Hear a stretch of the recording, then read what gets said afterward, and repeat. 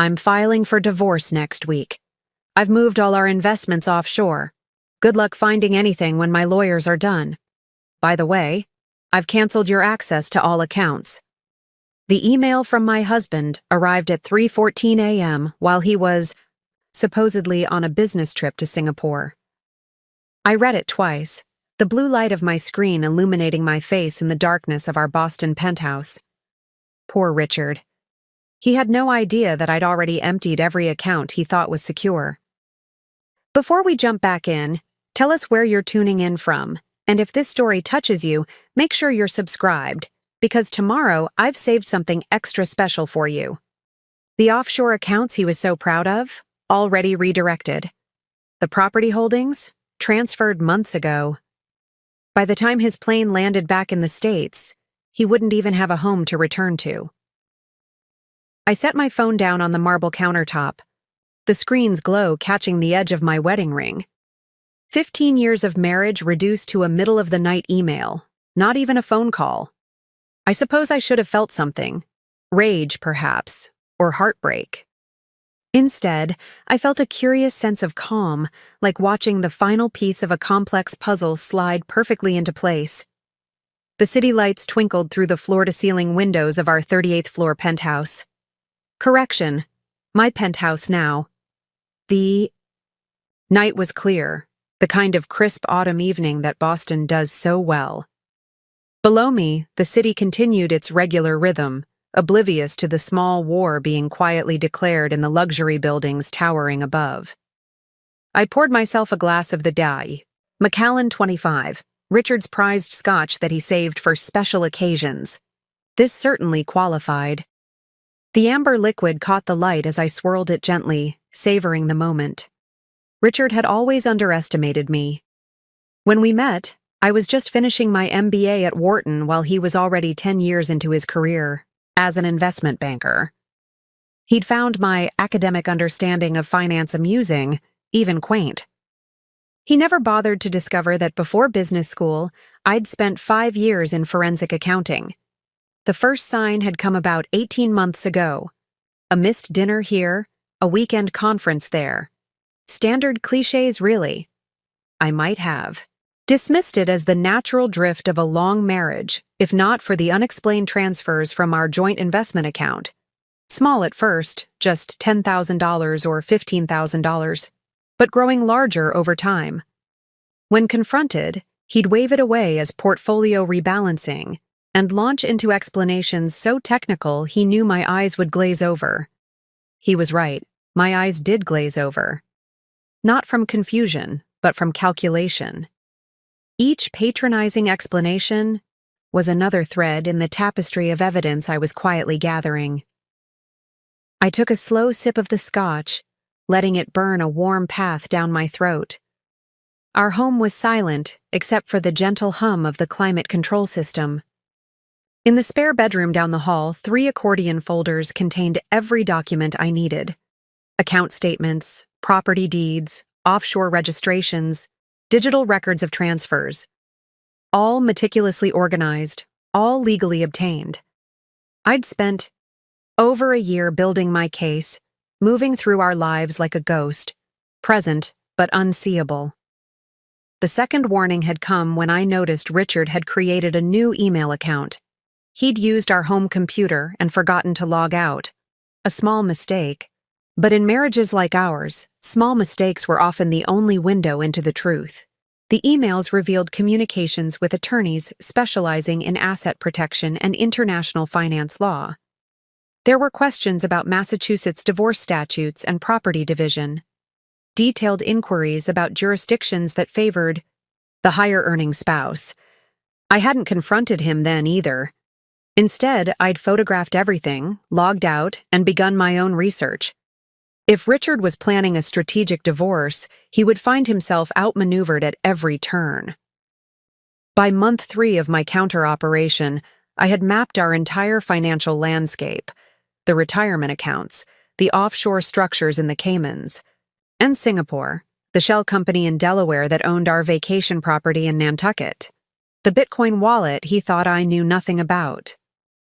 Richard had built a complex web designed to obscure our true worth, originally to minimize tax exposure, but now, evidently, to hide assets from his wife. The irony wasn't lost on me. The very structures he'd created to shield our wealth from the government now provided me with the blueprint to redirect that wealth right under his nose. My counter-strategy had been methodical, deliberate. I began with the smallest accounts, the ones he rarely checked. Small transfers, innocuous movements that wouldn't trigger any alerts. I established my own offshore structures, mirroring his but with crucial differences that made mine untraceable to our marital assets. I created documentation that predated his planning, establishing claims that would supersede his in any court. I set the glass down and walked to the window, watching my reflection overlaid on the city lights. In the darkness, I could just make out my features, the set of my jaw, the steady gaze that had served me well in boardrooms and negotiations. Richard had always told me I looked too serious, that I should smile more. Another red flag I had ignored for too long. The most satisfying part of my operation had been the real estate transfers. Our penthouse, purchased 5 years ago during the market dip, had nearly doubled in value. Richard had put it in a living trust to protect it from creditors. What he didn't realize was that I had gradually amended the trust over time, using the power of attorney he had given me years ago when he thought I was just handling household matters. The trust now stipulated that in the event of divorce filing by either party, the property would revert solely to me. The vacation home in Nantucket had been trickier, held as it was by the Delaware LLC. But Richard had made a critical error. He had registered the LLC when we were in Delaware for a weekend, rushing through the paperwork and listing me as the managing member to avoid raising questions about why a Massachusetts banker needed a Delaware company. He thought it was a formality. I knew it was leverage. 3 months ago, I had transferred ownership of that LLC to a new holding company registered in my maiden name, with documentation showing I had purchased it at fair market value. The trail of money led through 3 different countries before disappearing completely. I checked my watch, a delicate Patek Philippe that Richard had given me for our 10th anniversary. It was almost 4 a.m. In Singapore, it would be late afternoon. Richard was probably sitting in some gleaming skyscraper, congratulating himself on his clever strategy, imagining me reading his email with shock and despair. Perhaps he was already celebrating with whoever had replaced me in his affections. There was always someone, wasn't there? In marriages like ours, there always was. I walked back to the counter and picked up my phone again. No response needed, not yet. Let him think his message had devastated me. Let him imagine me panicking, calling friends, perhaps consulting attorneys, who would tell me it was too late. The longer he believed he had won, the sweeter the moment of revelation would be. Outside, the first hints of dawn were beginning to soften the eastern sky. A new day. For the first time in years, I felt a sense of genuine anticipation.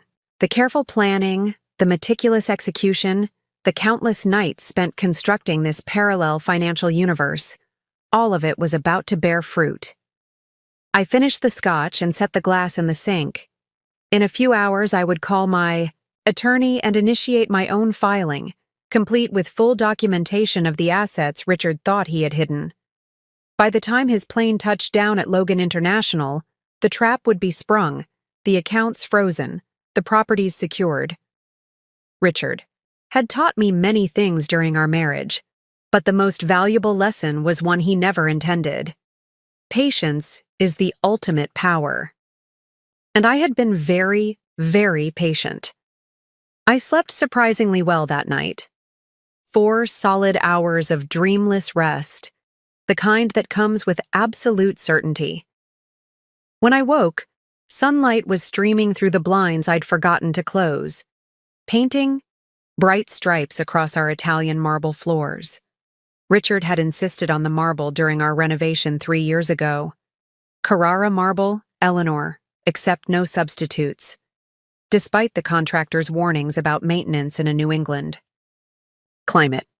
The first winter, it had cracked along the south wall. Preparing and narrating this story took us a lot of time, so if you are enjoying it, subscribe to our channel. It means a lot to us. Now back to the story. Richard had been furious, blaming everyone but his own insistence on form over function.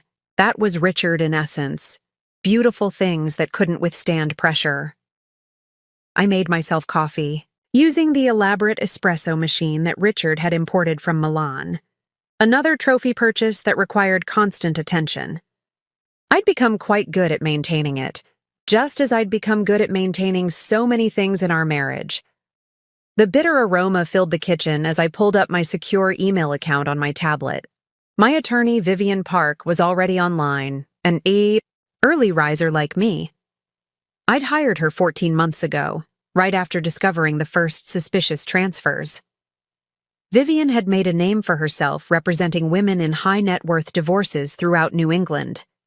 She wasn't just good, she was surgical in her precision. "It's time," I wrote. He sent the email, exactly as we anticipated. Her response came within minutes.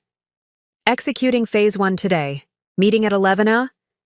"I'll be there," I confirmed. I set the tablet down and looked around the penthouse, 3,200 square feet of luxury that had never quite felt like home. The modern art Richard had collected adorned the walls, each piece selected not for its beauty, but for its investment potential and name recognition. "Rothkos are having a moment," he'd explained when bringing home a canvas of blurred rectangles that cost more than my parents' entire house. I never told him I found it cold, impersonal. The morning sun caught the diamond, on my left hand, sending prisms dancing across the white countertop. I twisted the ring thoughtfully, feeling its familiar weight. Richard had upgraded it 3 times during our marriage, each new stone marking a promotion or significant bonus. The current iteration was just over 4 carats. "Flawless, just like you should be," he'd said when presenting it on our 12th anniversary. I slid it off and placed it on the counter. The indentation it left behind would fade quickly enough. My phone buzzed with a text from my sister, Catherine. "Did you tell him yet?" Catherine was the only family member who knew what was coming. As a divorce attorney herself, though in Colorado, rather than Massachusetts, she had been an invaluable sounding board. "Not yet," I replied, "but he made the first move this morning. Email divorce declaration." Her response was immediate. "What a coward. Are you okay?" Was I okay? I considered the question carefully as I sipped my coffee. Anger had come in the early months of discovery. White-hot rage at the betrayal, not just of his apparent infidelity, but the calculated financial deception. Then had come a cold, clarifying fury that sharpened my focus and strengthened my resolve. But now, standing in the sunlight with Richard's dismissive email sitting in my inbox, what I felt was something closer to pity. "I'm better than okay," I typed back. "I'm ready." I set my empty cup in the sink and went to dress for my meeting with Vivian. My closet was a carefully curated collection of designer pieces, selected over the years to project exactly the image Richard thought appropriate for the wife of a senior investment banker. Today, I selected items he had never seen, things I'd purchased in the past year and kept in the back, tags removed but never worn. A charcoal pencil skirt from a boutique in the South End, a cream silk blouse, heels that were slightly higher than Richard preferred. Small rebellions, but they felt significant. As I dressed, I mentally reviewed the timeline we'd established. Richard's flight was scheduled to land at Logan tomorrow at 2:15 p.m. By then, the initial legal filings would be complete. The freeze orders on the primary accounts would be in place. The property transfer notifications would be registered. And the forensic accounting report, all 147 meticulously documented pages, would be in the hands of both our attorneys and the relevant tax authorities. I applied my makeup with careful precision, taking more time than usual. There was no reason to rush today. Everything had been prepared months in advance. The weight of secrecy that had pressed on me for so long had lifted, leaving a strange lightness in its wake. My phone rang just as I was fastening my grandmother's pearl earrings, the only jewelry I'd brought into the marriage. It was Vivian. "Eleanor," she said without preamble. "The offshore accounts in Singapore are showing activity this morning. Large transfers initiated in the last hour." I smiled as I secured the second earring. "Right on schedule." "You're sure about this strategy? Once we file the emergency petition, there's no going back. Richard will know immediately that you've been tracking his movements." "He's moving the money exactly as we predicted he would," I said, checking my reflection one final time. "Let him transfer to the Cayman account. That's where we want it." "Because of the treaty," Vivian said, understanding immediately. "Exactly. The Singapore accounts are protected by privacy laws that would take years to penetrate. But the second he moves that money to the Caymans, it falls under the financial enforcement agreement. We can freeze it with a single filing." There was a pause on the line. "You know, in 15 years of practice, I've never had a client who understood international banking regulations better than their banker husband." "Richard always did say my attention to detail was excessive," I replied, picking up my handbag and keys. He meant it as criticism. As I stepped into the elevator, I felt a momentary wave of something. Not quite regret, but acknowledgement. 15 years was a significant investment of time, energy, and youth. There had been moments of real connection, genuine affection. Richard hadn't always been the calculating man he'd become, or perhaps he had, and I simply hadn't wanted to see it. The elevator descended smoothly, each floor marking another step away from the life I'd built with Richard. By the time it reached the lobby, I had mentally cataloged and stored away the memories worth keeping. The rest I would leave behind, like outdated clothes that no longer fit. Martin, the doorman who had watched me come and go for 5 years, tipped his hat as I crossed the marble lobby. "Beautiful day, Mrs. Harrington." "It certainly is, Martin," I replied, feeling the September sun warm on my face as he held the door. "And please, call me Eleanor." "Of course, Mrs. Eleanor," he corrected himself with a smile. The air outside was crisp with early autumn, carrying the faint scent of change. I checked my watch as I walked toward the parking garage where my car, purchased 6 months ago under my maiden name, was waiting. I had 40 minutes before my meeting with Vivian, just enough time to stop at the bank and execute the final step in this phase of my plan. As I walked, I felt strangely unburdened. There was no more hiding, no more pretending, no more careful maintenance of a marriage that existed only on the surface. For the first time in years, I was moving towards something rather than carefully preserving what I knew was already lost. My phone buzzed with another message. Not Catherine this time, but my notification system alerting me that Richard had just checked out of his hotel in Singapore. In approximately 22 hours, he would land in Boston, expecting to find his shell of a wife grappling with shock and despair. Instead, he would find himself facing the consequences of underestimating the woman he had married. And I would be long gone, having reclaimed not just our assets, but my future. Vivian's office occupied the 15th floor of a sleek glass building in Boston's financial district. Floor-to-ceiling windows offered panoramic views of the harbor, though I doubted many of her clients appreciated the scenery. People didn't come to Vivian Park when their lives were going well. Her receptionist, a polished young man with impeccable posture, greeted me by name. "Mrs. Harrington, Ms. Park is expecting you. May I get you anything? Water? Coffee?" "Water. Would be fine, thank you," I replied, settling into one of the minimalist chairs in the waiting area. The walls were adorned with abstract art in soothing blues and grays, nothing like the aggressive statement pieces Richard preferred. The effect was intentionally calming, a sanctuary for people whose personal lives were in turmoil.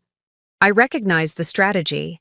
I'd employed similar tactics when designing my own consulting firm's offices years ago.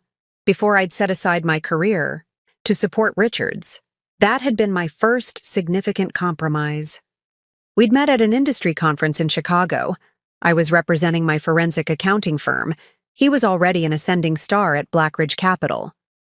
Our backgrounds were similar enough to create common ground, different enough to seem complementary. He'd been charming, attentive, intellectually engaging. When he talked about his ambitions, his eyes lit with a passion that was irresistible. 6 months into our relationship, he'd been offered a promotion that required relocation to Boston. "Come with me," he'd said.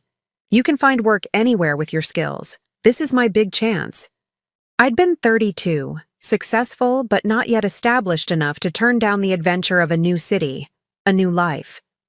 My firm had offices in Boston, smaller than Chicago, but growing. It seemed possible to have both, the relationship and the career. 2 years later, when we married, Richard was thriving. My own career had stalled in the transition. "You don't need to work," he'd reasoned. "We're more than comfortable with my income. And honestly, Eleanor, the optics are better for me at this level if my wife isn't working for someone else." It had seemed reasonable at the time. A temporary pause. Perhaps consulting on my own terms later. The golden handcuffs had been lined, with the promise of freedom later, travel, philanthropy, perhaps children. Instead, I'd found myself gradually transformed into an accessory, an asset in Richard's carefully curated life, expected to be available when needed, invisible when... Not Eleanor. Vivian's voice pulled me from my thoughts. She stood in the doorway to her office, elegant in a tailored navy suit, her silver-streaked black hair pulled back in a precise chignon. At 55, she radiated the kind of confidence that came from decades of winning battles most people never knew were being fought. I followed her into the corner office, where 3 other people waited around a polished conference table. I recognized Peter Goldman, Vivian's forensic accounting specialist, and Marie Chen, the junior attorney who had been handling much of the documentation. The third person, a distinguished-looking man in his 60s, was unfamiliar. "Eleanor, you know Peter and Marie," Vivian said, gesturing to the familiar faces. "This is Judge Wallace Anderson, retired from the circuit court. He's been consulting with us on the more nuanced aspects of your case." I shook the judge's hand, noting his firm grip and evaluative gaze. "A pleasure, Mrs. Harrington. I've reviewed your documentation. Most impressive." "Thank you for your assistance, Judge," I replied, taking a seat at the table. Vivian remained standing, commanding, the room with natural authority. "Before we proceed, Eleanor, I want to confirm that you're absolutely certain about moving forward today. Once we file these papers, particularly the emergency asset freeze on the Cayman accounts, there will be immediate repercussions." "I'm certain," I said. Richard's email was explicit in his intentions. She nodded, satisfied. "Then let's review where we stand." Peter Goldman, a meticulous man with perpetually ink-stained fingers despite the digital age, opened his laptop. "As of 0800 this morning, we've documented transfers from the Singapore accounts totaling approximately $4.7 million, all directed to the Coastal Investment Holdings account in Grand Cayman. This represents about 60% of the assets Mr. Harrington had moved offshore over the past 18 months. He's leaving some in Singapore as a contingency," I noted. Classic Richard, never commit fully to any one strategy. "The timing works in our favor," Marie added, her voice carrying the crisp efficiency that had made her Vivian's rising star. "The transfers to Cayman fall within the look-back period for the emergency petition. We can reasonably argue that these represent attempts to hide marital assets in anticipation of divorce proceedings." Judge Anderson steepled his fingers. "The documentation you've provided regarding the timing of these transfers relative to Mr. Harrington's email is particularly compelling. It establishes clear intent." Vivian tapped her tablet, bringing up a complex timeline on the wall screen. Eleanor has provided us with a comprehensive history of asset movements dating back nearly 2 years. What we're seeing isn't just a husband moving money before a divorce. It's a systematic attempt to defraud both a spouse and potentially the tax authorities. The timeline displayed on the screen told the story more clearly than words could. A pattern of escalating financial maneuvers, each designed to obscure ownership and value. Accounts opened in tax havens, properties transferred to shell companies. Investment portfolios gradually shifted to offshore entities, and running alongside this financial timeline was another. Late nights at the office, unexplained business trips, passwords changed on joint accounts, increasingly limited access to financial information. The narrative is compelling, Judge Anderson observed. But what makes this case unique, Mrs. Harrington, is your countermeasures. I've never seen such thorough documentation from the disadvantaged spouse. I smiled slightly at his choice of words. I was never the disadvantaged spouse, Judge. Richard just thought I was. For the next hour, we reviewed the filings prepared by Vivian's team. The divorce petition with its detailed financial disclosures, the emergency motion to freeze specified accounts, the supporting documentation of asset transfers, and most importantly, the evidence of my prior ownership claims to specific properties and accounts.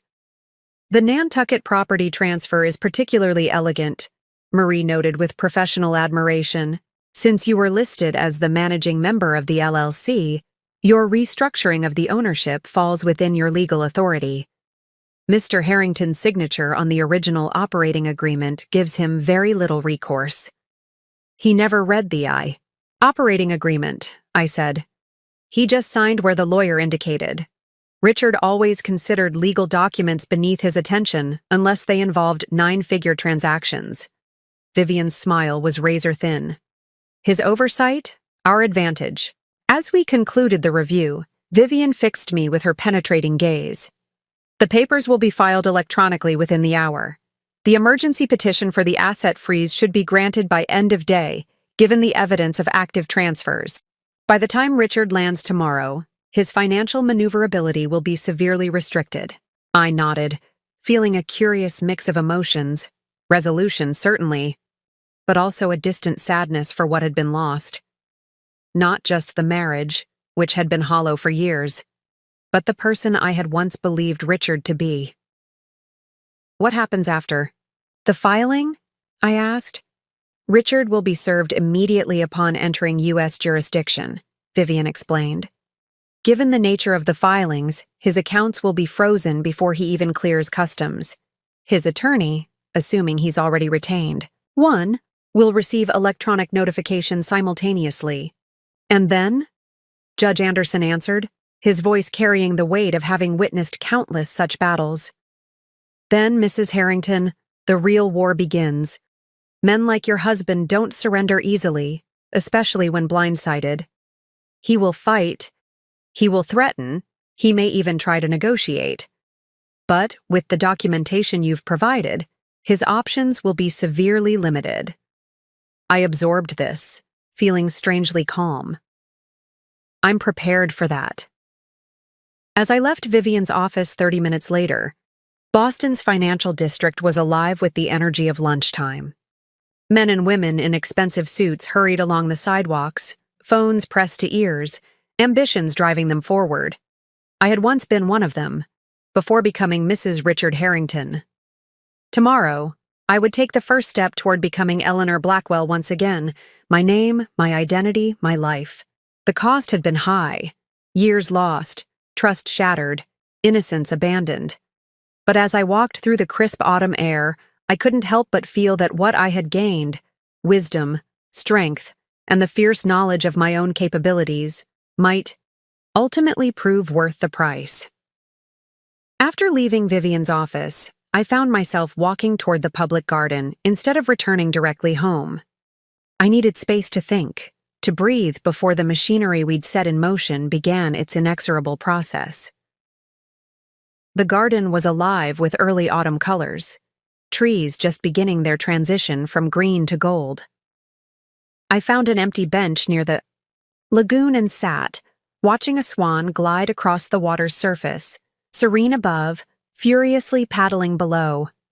An apt metaphor for my marriage, particularly these last 2 years. The first warning sign had been so small I nearly missed it. A dinner reservation confirmation that arrived in our shared email account, not unusual in itself, except this was for Menton, Richard's favorite restaurant, on a night when he was supposedly in New York. I hadn't mentioned it. Instead, I checked his calendar and noted the discrepancy, a tiny data point that meant nothing in isolation. 2 weeks later, there was another, a credit card charge for a hotel in Providence on a Tuesday night. Richard had claimed to be working late, coming home, after midnight with the distant, distracted air I had come to recognize as his important deal demeanor. Again, I said nothing, just noted the inconsistency and continued watching. It wasn't that I suspected an affair, not at first. Richard's devotion had always been to his career, his status, his financial achievements. Women had always been attracted to him, his confidence, his seemingly effortless success, but his vanity had generally been satisfied with their attention rather than their company. The third sign had been the most telling. I had been looking for a tax document in his home office, with his knowledge and permission, when I found a brochure for private banking services in Singapore. The brochure itself wasn't unusual. Richard received such materials constantly. What caught my attention was the handwritten note on the back, listing account numbers and contact information. I had photographed it with my phone and replaced it exactly as I'd found it. That evening, I used Richard's laptop while he was showering, routine he never varied, 15 minutes precisely, and found emails confirming the establishment of a new account. The initial transfer had been $250,000, described as personal investment funds. We had no joint investment strategy that included Singapore banking, no discussions about diversifying our holdings internationally beyond what Blackridge already managed. This was something separate, something deliberately kept from me. That night, I had lain awake beside him, listening to his steady breathing, and made a decision. Instead of confrontation, I would choose investigation. Instead of accusation, I would pursue knowledge. My training as a forensic accountant had taught me that financial trails, when properly followed, revealed truths that words often obscured. The next morning, I had called Catherine. "I need your perspective," I had told her over coffee in a cafe far from our usual haunts. As a sister and as an attorney. Catherine had listened without interruption as I outlined what I had discovered, the discrepancies, the hidden account, the pattern of small deceptions. It could be nothing, she had offered, though her expression suggested she believed otherwise. Midlife crisis, maybe. Secret present for your anniversary? I had smiled at her attempt to offer an innocent explanation. Our anniversary was 3 months ago, and Richard doesn't do surprises unless they benefit his image. She had nodded, the attorney in her taking over. So, what do you want to do? I want to know what I'm dealing with before I decide how to respond. That conversation had been the catalyst. Within a week, I had established a secure email account, opened a safe deposit box at a bank Richard didn't use, and begun systematically documenting our financial landscape, both what I knew and what I suspected. The fourth warning sign had appeared a month later. Richard had asked me, with studied casualness, what I thought about moving some of our investments into more privacy-oriented structures. When I asked for clarification, he had launched into a practiced speech about asset protection, liability concerns, and the increasingly volatile global market. "It's just prudent planning," he had explained, refilling his wine glass. "Everyone at my level does it."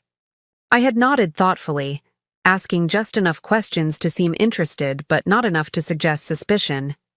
"Whatever you think is best," I had told him. "You know I trust your judgment on these matters." The relief in his eyes had been unmistakable and damning. A week later, I hired Vivian Park, I hadn't begun with the intention of divorce. Truth be told, I wasn't certain what I was preparing for.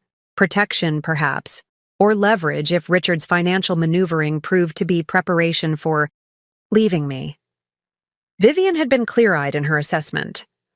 In my experience, she had told me during our first meeting, men who begin hiding assets are planning one of three things: leaving their wives, financial crime, or both. What would you suggest? I had asked. Document everything. Follow every financial thread. Establish your own security, and decide what you want the end result to be. What did I want? The question had haunted me in the months that followed. Did I want to save my marriage? Did I want retribution? Or did I simply want what was rightfully mine? Not just financially, but the dignity of not being played for a fool. The fifth warning sign had been the most painful. In March, on a rare weekend when Richard was actually home, I had found him in his office, on the phone, speaking in the low, intimate tone he had once reserved for me. "It's complicated," he had said to whoever was on the other end. "These things take time if they're done properly. No, she doesn't suspect anything. I know, just a little longer." I had retreated silently, my heart hammering in my chest. That night, I had accessed his phone while he slept, and found the evidence I had both expected and dreaded. A series of messages to someone named Alessandra, communications that left little doubt about the nature of their relationship. Interspersed with the personal messages were discussions about future plans, references to after everything is settled, and mentions of living arrangements in Singapore. I had replaced the phone on his nightstand and gone to the guest bathroom, where I quietly vomited until my stomach was empty. Not from the revelation of infidelity, but from the magnitude of betrayal it represented. Richard wasn't just planning to leave, he was orchestrating a complete extraction from our life together, one that would leave me financially and emotionally devastated. The next morning, I had called Vivian and authorized her to begin preparing divorce filings, not for immediate use, but to have ready when needed. Then I had accelerated my own preparations, shifting from documentation to active countermeasures. The most telling warning sign had been one Richard never knew he'd given. In late April, he had hosted a dinner party for several colleagues from Blackridge. After too many scotches, the conversation had turned to a recent high-profile divorce in their industry. "Poor bastard didn't know what hit him," one of Richard's colleagues had commented. "Wife's attorneys took him to the cleaners." Richard had smiled, that particular smile that never reached his eyes. The mistake was being obvious. If you're going to make a significant life change, the key is preparation and discretion. Handle the finances first, establish your position, then execute. The others had laughed, taking it as generic business wisdom rather than specific personal planning. But I had heard the conviction in his voice, seen the calculation in his eyes. He hadn't been speaking hypothetically. He had been describing his own strategy. The swan in the lagoon had now been joined by its mate, both of them gliding across the water's surface in perfect synchronicity. I checked my watch. The legal filings would be complete by now, moving through. The system, with the inexorable force of justice, finally set in motion. I stood, smoothing down my skirt and taking one last look at the peaceful scene before me. In less than 24 hours, Richard would land in Boston, expecting to find his life proceeding according to his careful plan. Instead, he would discover that all his warning signs had been seen, all his signals interpreted, all his moves countered. The thought didn't bring me joy, but it did bring a sense of rightness, of balance restored to a world that had tilted too far in the direction of deception. After the garden, I returned to our penthouse and headed straight for the spare bedroom that had become my de facto command center. To anyone else, the housekeeper, Richard's occasional colleagues who visited, it appeared to be nothing more than a tastefully decorated guest room. The evidence of my counter-operation was hidden in plain sight. Legal books that Richard would never touch. Financial journals he would dismiss as beneath his expertise. and a locked cabinet that ostensibly held family heirlooms but actually contained my most sensitive documentation. I unlocked the cabinet and spread my materials across the bed, a queen-size surface that offered more space than any desk. My strategic assessment had begun 11 months ago, shortly after hiring Vivian, and had evolved into a comprehensive battle plan that addressed every aspect of Richard's likely strategy. First had been the asset inventory. I had created a complete catalog of everything we owned, jointly or separately: real estate, investment accounts, retirement funds, art collections, vehicles, and even Richard's carefully curated wine cellar. For each asset, I documented the acquisition date, source of funds, title holders, and current location. This baseline had been essential for tracking Richard's subsequent movements. The most complex element had been the offshore structures. Richard had established a web of entities across multiple jurisdictions: Singapore, Cayman Islands, Isle of Man, and Delaware. The ownership chains were deliberately convoluted, designed to obscure the ultimate beneficial owner. He had initially created these for tax efficiency, but their structure made them perfect vehicles for hiding marital assets. I had mapped each entity using my forensic accounting background, creating a flowchart that would have impressed Richard's own financial engineers. The key vulnerability I identified was Richard's assumption that I didn't understand these structures, that their complexity alone would deter me from following the money. The second component of my assessment had been Richard himself. After 15 years of marriage, I knew his patterns, his blind spots, his psychological triggers. Richard's greatest weakness was his absolute conviction in his own brilliance. He believed himself to be the smartest person in any room, including, perhaps especially, rooms filled with other financial strategists. This hubris created predictable behaviors. He would transfer assets gradually rather than all at once, believing incremental movements would go unnoticed. He would leave contingency reserves in multiple locations, never fully committing to a single strategy. He would use trusted lieutenants rather than direct action when possible, maintaining plausible deniability. And above all, he would never imagine that I, the wife he had systematically underestimated for 15 years, would not only understand his strategy, but could formulate a superior counter-strategy. The third element had been the legal landscape. With Vivian's guidance, I had studied Massachusetts divorce law in detail, understanding how courts typically handled high-net-worth cases. The Commonwealth was an equitable distribution state, not a community property state, which gave judges significant discretion in asset division. Richard was counting on his ability to hide assets before filing. What he hadn't anticipated was that the same laws that gave judges discretion also allowed them to impose severe penalties for hiding assets. Most crucially, I had assessed the timing. Richard operated on predictable cycles: quarterly business, reviews, annual bonuses, tax filing seasons. By tracking his patterns for months, I had identified his most likely windows for action. The Singapore trip had been the clearest indicator. He always conducted his most sensitive financial business in person, away from potential domestic scrutiny. At the heart of my assessment had been a fundamental question: what did I actually want?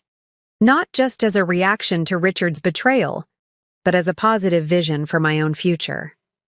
This question had required the most difficult soul-searching. I didn't want revenge, not exactly. Revenge would keep me tethered to Richard, to the pain and betrayal. What I wanted was justice, financial and emotional. I wanted to emerge from this marriage with my fair share of our assets. Yes, but more importantly, with my dignity and self-respect intact. I wanted Richard to face consequences not because I needed to see him suffer, but because actions should have consequences. Without them, there is no moral order to the world. My strategic assessment had concluded with 3 primary objectives. First, secure my financial future by protecting my rightful share of our marital assets. This meant not just preserving what was currently in our joint names, but reclaiming what Richard had already hidden. Second, ensure that Richard's attempts to defraud me were fully documented and exposed, not just to me, but to the relevant legal and financial authorities. His actions weren't just personally betraying. Many crossed into legally questionable territory. Third, reclaim my professional identity and personal autonomy.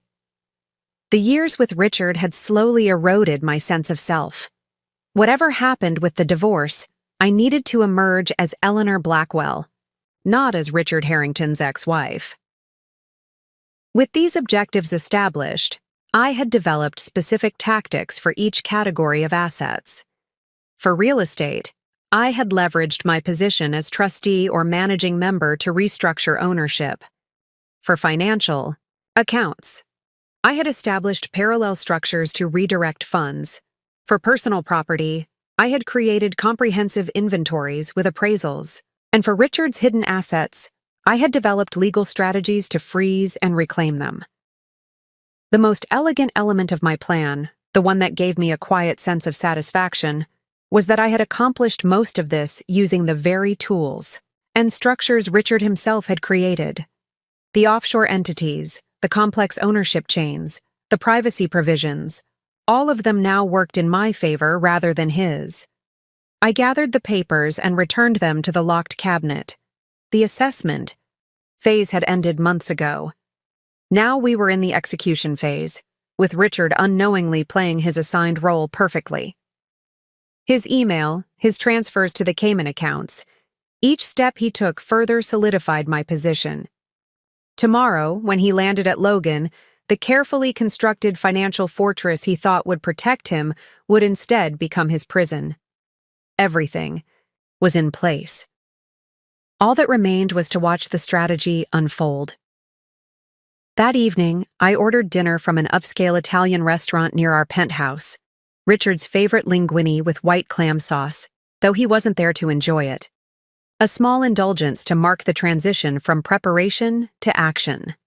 As I ate at our dining table with its sweeping views of Boston Harbor, I reviewed the phases of my action plan, each step now irreversibly in motion. Phase 1 had begun 9 months ago with what I called financial reconnaissance, using the power of attorney Richard had given me years earlier, intended for handling household matters during his frequent business trips. I had systematically accessed records for every account, property, and investment vehicle in our portfolio. Not to make changes, not yet, but to document the baseline before Richard began his maneuvering. This phase had required extreme caution. I reviewed accounts only from secure computers outside our home, using VPNs to mask my digital footprint. I collected physical statements only when Richard was traveling, storing them in my safe deposit box rather than bringing them home. I kept meticulous logs of every access, ensuring I could prove I had legal authority for each inquiry. The most challenging aspect had been maintaining normalcy. I continued to play the role Richard expected, the supportive, somewhat financially, naive wife who trusted his expertise implicitly. I attended charity galas on his arm, hosted dinner parties for his colleagues, maintained the lifestyle that complemented his professional image, all while systematically preparing to dismantle the financial structures he had built. Phase 2 had begun 6 months ago. Strategic repositioning. This phase had required precise timing and flawless execution. Starting with our smallest, least, frequently monitored accounts, I had begun restructuring ownership and access. For joint accounts, I established parallel individual accounts and gradually transferred portions of the balances. Never enough to trigger Richard's attention, but enough to create a financial foundation independent of his control. For real estate, I had leveraged my position as either co-owner or trustee to modify ownership structures. The Nantucket property had been the most complex, requiring multiple legal maneuvers executed through the Delaware LLC. The penthouse had been simpler, as Richard had placed it in a revocable trust for tax purposes, a trust that named me as successor trustee with broad discretionary powers. The most satisfying element had been the art collection. Richard had acquired pieces not from passion, but as investments and status symbols. Using my background in asset valuation, I had arranged for several pieces to be reappraised, documented their true market value, and established clear provenance records. When the divorce filings became public, these records would ensure every piece was properly accounted for in the marital estate. Phase 3 had been defensive positioning, establishing legal and financial safeguards against Richard's inevitable retaliation. I had opened accounts at institutions where Richard had no relationships, established credit in my maiden name, secured new identification documents, and created secure communication channels that Richard couldn't access or monitor. I had also prepared documentation of Richard's financial and personal misconduct, not for leverage or blackmail, but as insurance. Against his likely attempts to paint me as vindictive or unstable, the evidence included records of his affair with Alessandra, documentation of potentially improper financial transactions, and proof of his deliberate attempts to hide marital assets. The most critical element of Phase 3 had been cultivating the right professional relationships. Beyond Vivian and her legal team, I had established connections with financial advisors, real estate professionals, and security consultants, all completely separate from Richard's networks, all ready to assist when the conflict became public. Phase 4, active countermeasures, had begun just 8 weeks ago, when Richard's preparations for divorce became unmistakable. The frequency of funds moving offshore had increased. His absences had become longer and less explained. Password changes and restricted access had become routine. He had begun casual conversations about simplifying our lives and downsizing. Now that we're older, transparent attempts to prepare me for the diminished lifestyle he planned to leave me with. My countermeasures had been comprehensive and precisely targeted. For each offshore transfer Richard made, I executed a corresponding legal strategy to document and ultimately reclaim those funds. For each account he restricted, I established legal claims that would freeze those assets once the divorce was filed. For each property he attempted to shield, I created documentation establishing my contribution to its acquisition and maintenance. The final phase, execution, had begun this morning with Richard's email and would culminate tomorrow, when he landed in Boston to find his carefully constructed financial extraction plan in shambles. As I finished my dinner, I received a text from Vivian. All filings complete. Emergency freeze granted on Cayman accounts.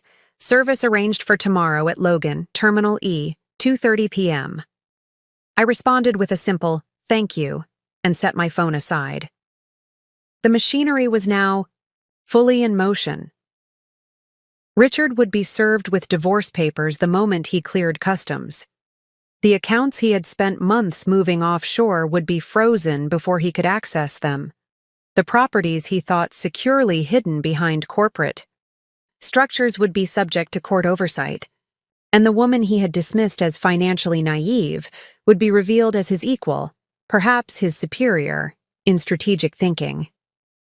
I cleared my dinner plate and walked to the wall of windows overlooking the city. Lights twinkled across the harbor. Boats moved silently through the darkness. Life continued its endless flow. Tomorrow would bring conflict, perhaps even chaos. But tonight there was just the quiet satisfaction of knowing that after months of secret preparation, justice was finally being set in motion. The action plan was complete. All that remained was to watch it unfold. The morning of Richard's return dawned clear and bright, sunlight streaming through the penthouse windows, illuminating dust motes that danced in the still air. I had slept surprisingly well, waking refreshed and focused. Today would be the culmination of nearly a year of hidden maneuvers, carefully orchestrated actions that had taken place in the shadows of our marriage. I made coffee and carried it to the terrace, watching the city come alive below. In a few hours, Richard's plane would land, and everything would change. Now, in this moment of calm before the storm, I allowed myself to reflect on the most intricate aspects of my counter-strategy, the moves that had happened entirely out of Richard's sight. The first hidden maneuver had been establishing my shadow financial identity. While maintaining my visible presence as Mrs. Richard Harrington, I had simultaneously reconstructed Eleanor Blackwell's independent financial existence. This hadn't been a simple matter of opening new accounts. It had required rebuilding my credit history, establishing banking relationships, and creating legitimate income streams that couldn't be traced to or controlled by Richard. I had leveraged my dormant consulting credentials to secure several discreet advisory contracts with firms that had no connection to Richard's network. The income wasn't substantial compared to our marital assets, but it created a paper trail of professional activity that would support my post-divorce financial independence. More importantly, it re-established my professional identity after years of Richard subtly but persistently diminishing my expertise. The second hidden maneuver had been the metadata strategy. I had recognized early that documentation alone wouldn't be sufficient. Timing and authenticity would be crucial. For every significant document, I had created a verifiable digital trail, emails, with timestamps, electronic signatures with blockchain verification, cloud storage with access logs. Each piece of evidence had redundant authentication that would withstand the inevitable challenges from Richard's attorneys. For physical documents, I had employed a licensed notary who kept meticulous records of every certification. Bank statements, property records, asset transfers, all had been properly witnessed and documented. I had even gone so far as to have certain critical conversations recorded in two-party consent situations, creating an undeniable record of Richard's own statements about our financial affairs. The most delicate hidden maneuver had been navigating international banking regulations. Richard had chosen his offshore jurisdictions carefully, selecting countries with strong privacy laws and limited cooperation with U.S. authorities. What he hadn't anticipated was that I would use these same privacy protections as a shield for my own financial maneuvers. Working with specialists in international finance law, I had identified specific regulatory triggers that would force disclosure of Richard's hidden accounts. For assets in Singapore, this meant documenting potential violations of their strict financial regulations. For the Cayman accounts, it meant establishing clear evidence that the transfers were made specifically to hide marital assets, a distinction that negated certain privacy protections under their banking laws. Perhaps the most satisfying hidden maneuver had been the redirection of Richard's own network. Over 15 years of marriage, I had built relationships with many of the same financial professionals, attorneys, and business associates that Richard relied upon. While he assumed these connections were merely social, the wife being polite to her husband's colleagues, I had cultivated them with purpose. Several key figures in Richard's professional orbit had quietly provided critical information and assistance. His executive assistant, Caroline, whom he had consistently undervalued and underpaid, had been particularly helpful in tracking his movements and communications. His longtime accountant, increasingly uncomfortable with some of Richard's more aggressive tax strategies, had offered subtle but valuable insights into potential vulnerabilities in his financial structures. Even Richard's personal banker at first, Boston Trust, a woman who had endured years of his condescension, had ensured that certain transactions received the appropriate regulatory scrutiny. None of these allies had violated any professional ethics. They had simply ensured that rules were followed and proper documentation maintained. Exactly the things Richard had grown accustomed to circumventing through charm and intimidation. The most technically complex hidden maneuver had been tracing the money through the labyrinth of shell companies and trusts Richard had established. This had required sophisticated forensic accounting techniques, including relationship mapping, beneficial ownership analysis, and transaction pattern recognition. For months, I had reconstructed the flow of our marital assets as Richard gradually moved them into increasingly obscure structures. The breakthrough had come when I identified a recurring pattern in his methodology. Richard, for all his financial sophistication, was a creature of habit. He used the same naming conventions for his entities, the same timing for his transfers, and the same structuring techniques to avoid reporting thresholds. Once I recognized these patterns, tracking the money became substantially easier. What Richard could never have anticipated was that I had learned from him, absorbed his techniques, his strategies, his blind spots, and then improved upon them. While he had been teaching me about financial structures as intellectual exercises over the years, I had been analyzing not just the information, but how Richard himself operated within these systems. The final hidden maneuver, executed just 3 days ago, had been the most audacious. Using the power of attorney that Richard had never rescinded, I had submitted updated financial disclosures to several of our joint credit accounts. These disclosures, completely accurate but newly comprehensive, had triggered automatic compliance, reviews that effectively froze several lines of credit that Richard had planned to access upon his return.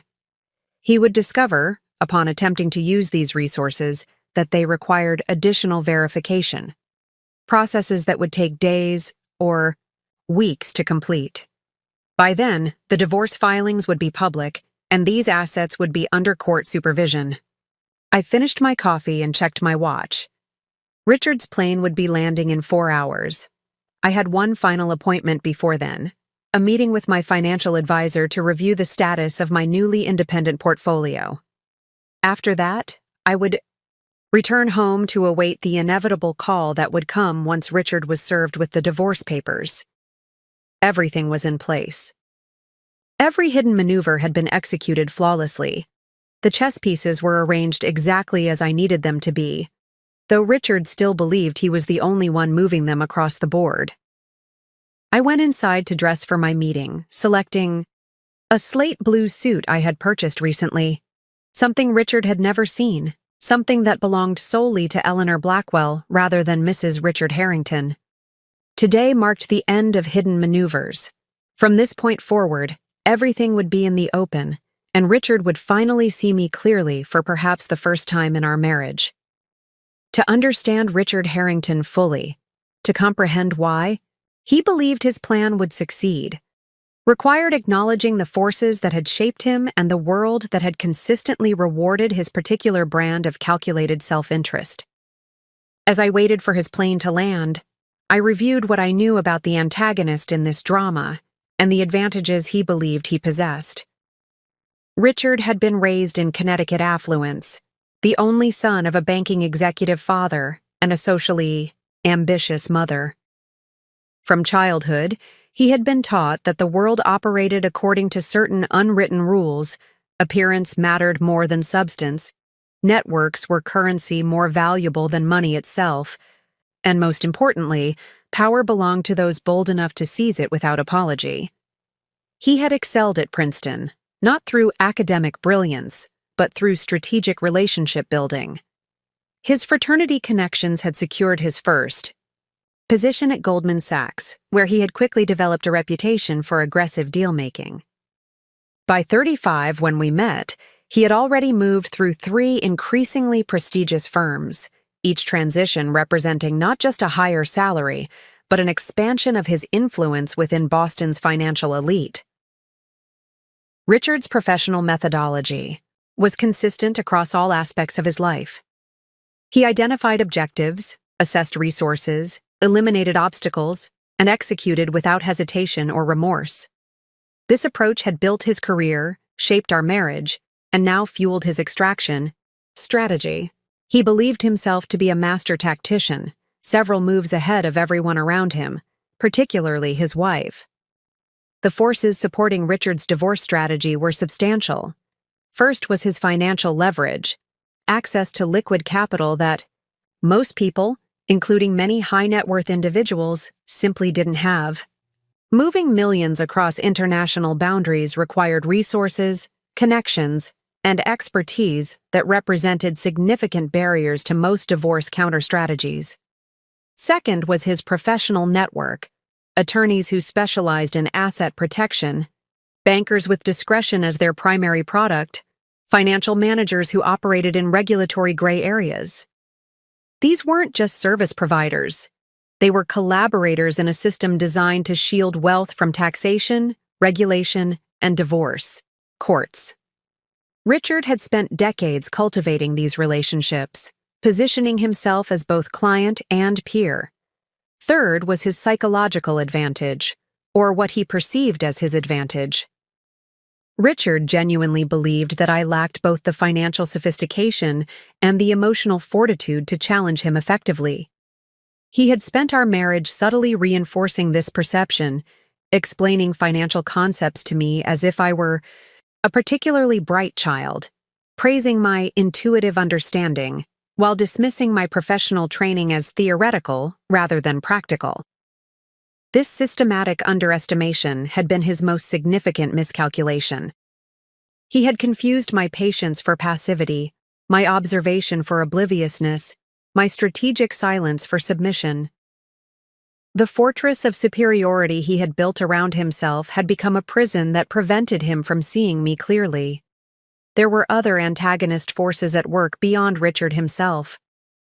The legal system, despite significant progress, still favored those with greater resources to sustain prolonged litigation. The financial industry had built elaborate structures specifically designed to obscure ownership and frustrate asset discovery. International jurisdictional complexity created opportunities for those seeking to hide wealth from spouses, creditors, or tax authorities. Richard was counting on all these forces as he executed his plan. He anticipated that I would eventually secure legal representation, perhaps even competent representation, but he believed the structural advantages were too great to overcome. The combination of hidden assets, jurisdictional hurdles, and his superior resources would, in his calculation, result in a settlement far below what Massachusetts law theoretically guaranteed me. The most powerful antagonist force, however, was confidence. Richard's absolute certainty in his own superior strategic thinking. This certainty had been reinforced throughout his life by a system that rewarded exactly his type of calculated self-interest. He had never faced meaningful consequences. For his actions, professional or personal, he had navigated around obstacles rather than through them, abandoned positions that became untenable, and consistently emerged with his wealth and status intact. This pattern of success had created a kind of invulnerability field around him, a belief system in which failure was simply not a possibility that needed to be seriously considered. In psychological terms, it was a form of narcissistic optimization, the conviction that the world would inevitably bend to accommodate his will, because it always had before. Richard's specific divorce strategy leveraged all these advantages. The timeline had likely been in development for at least 18 months, beginning with the establishment of the Singapore banking relationships and accelerating after his introduction to Alessandra, the investment banker from his London office, who had become both his romantic partner and his financial collaborator.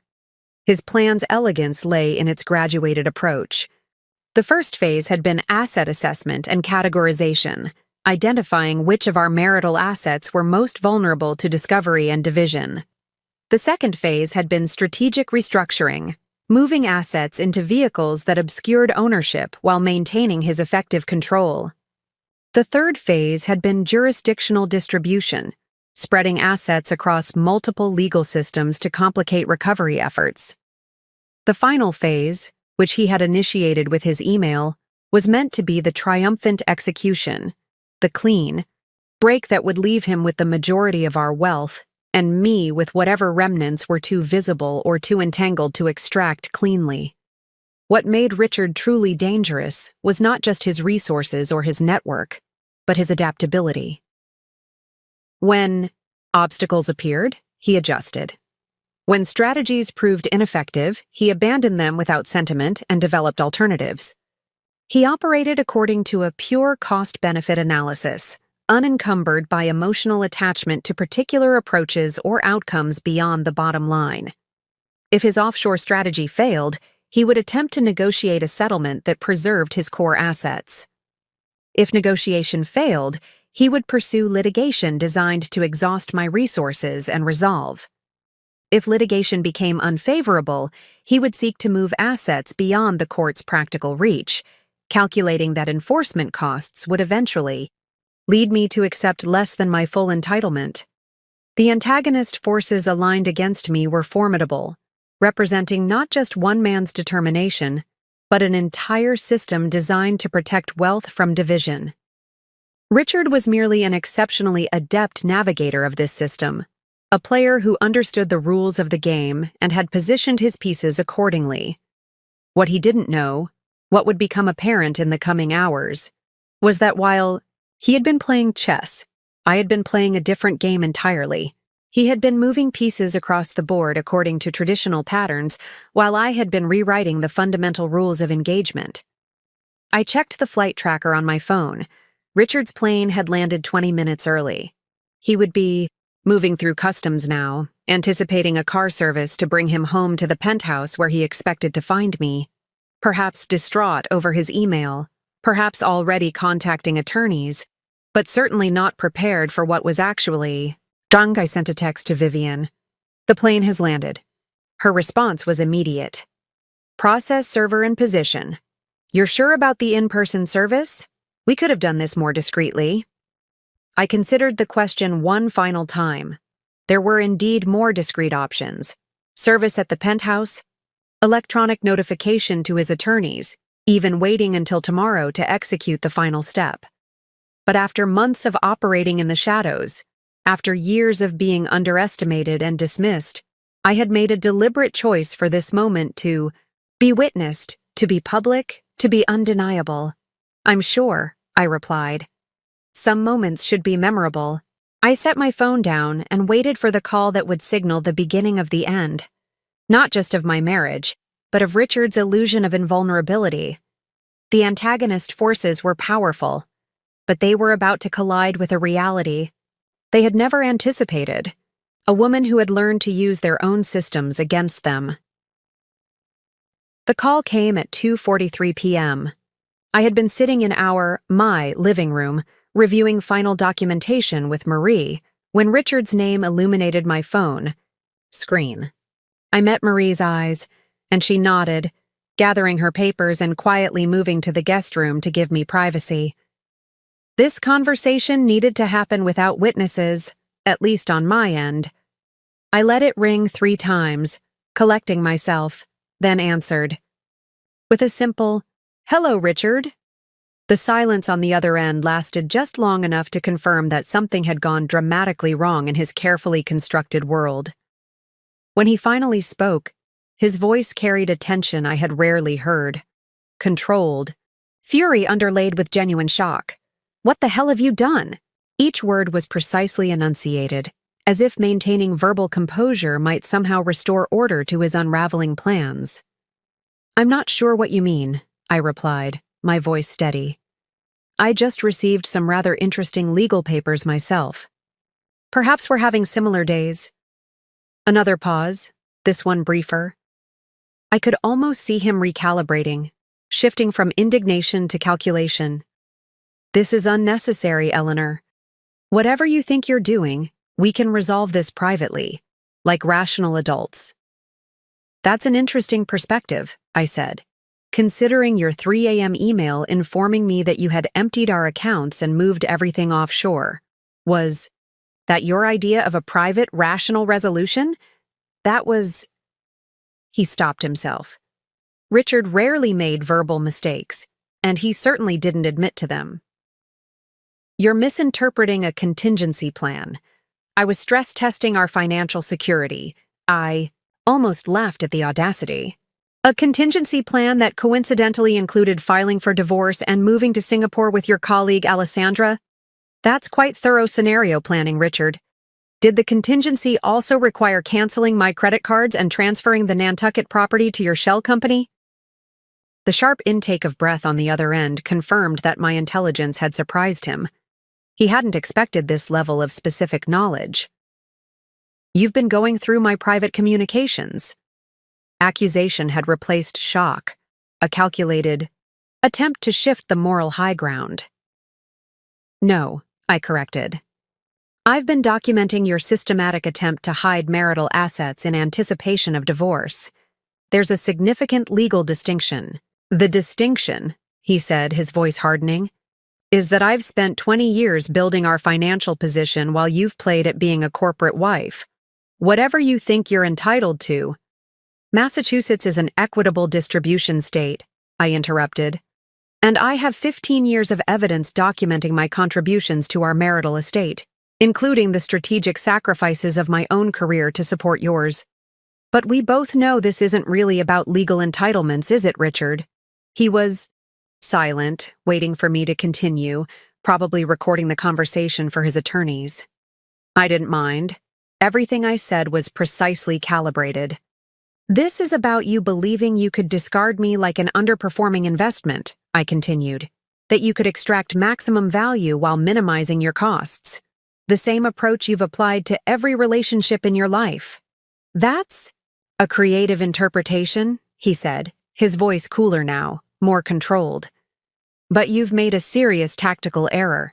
The assets you're attempting to freeze are largely outside U.S. jurisdiction. The accounts in Singapore have already been flagged for compliance review based on documentation I provided to the Monetary Authority of Singapore 2 weeks ago. I finished for him. The transfers to Cayman triggered automatic regulatory scrutiny under the recent amendments to the Financial Action Task Force recommendations. And the Delaware LLC that supposedly owns our Nantucket property? Its operating agreement gives me unilateral authority as managing member, a position I've held since you registered it 5 years ago. The silence that followed was different, heavier, charged with the dawning realization that he wasn't simply facing an inconvenient legal challenge, but a comprehensive dismantling of his entire strategy. How did you? He began, then stopped, himself. Another recalibration. These are temporary setbacks. My attorneys will have the freezes lifted by tomorrow. As for your claims about the property transfers, they're documented, witnessed, and already filed with the relevant authorities, I said. Your attorney has probably already advised you that challenging them will only extend the discovery process, which would give us access to accounts you believe are still safely hidden.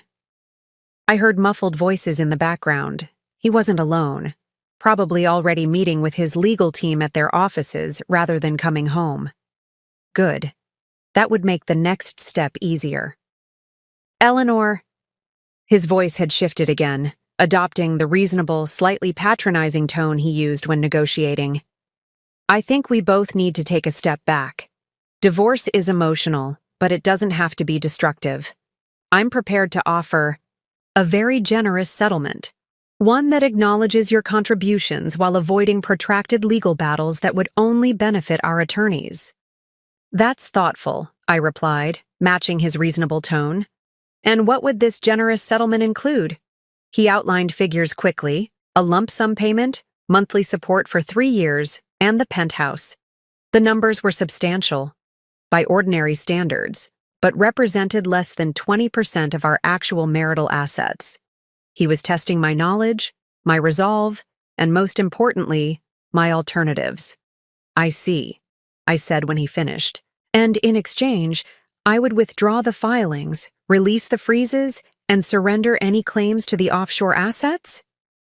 Exactly, he said, relief coloring his voice.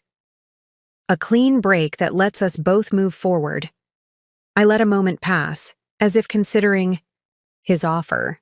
Then, I'm afraid that won't be possible, Richard.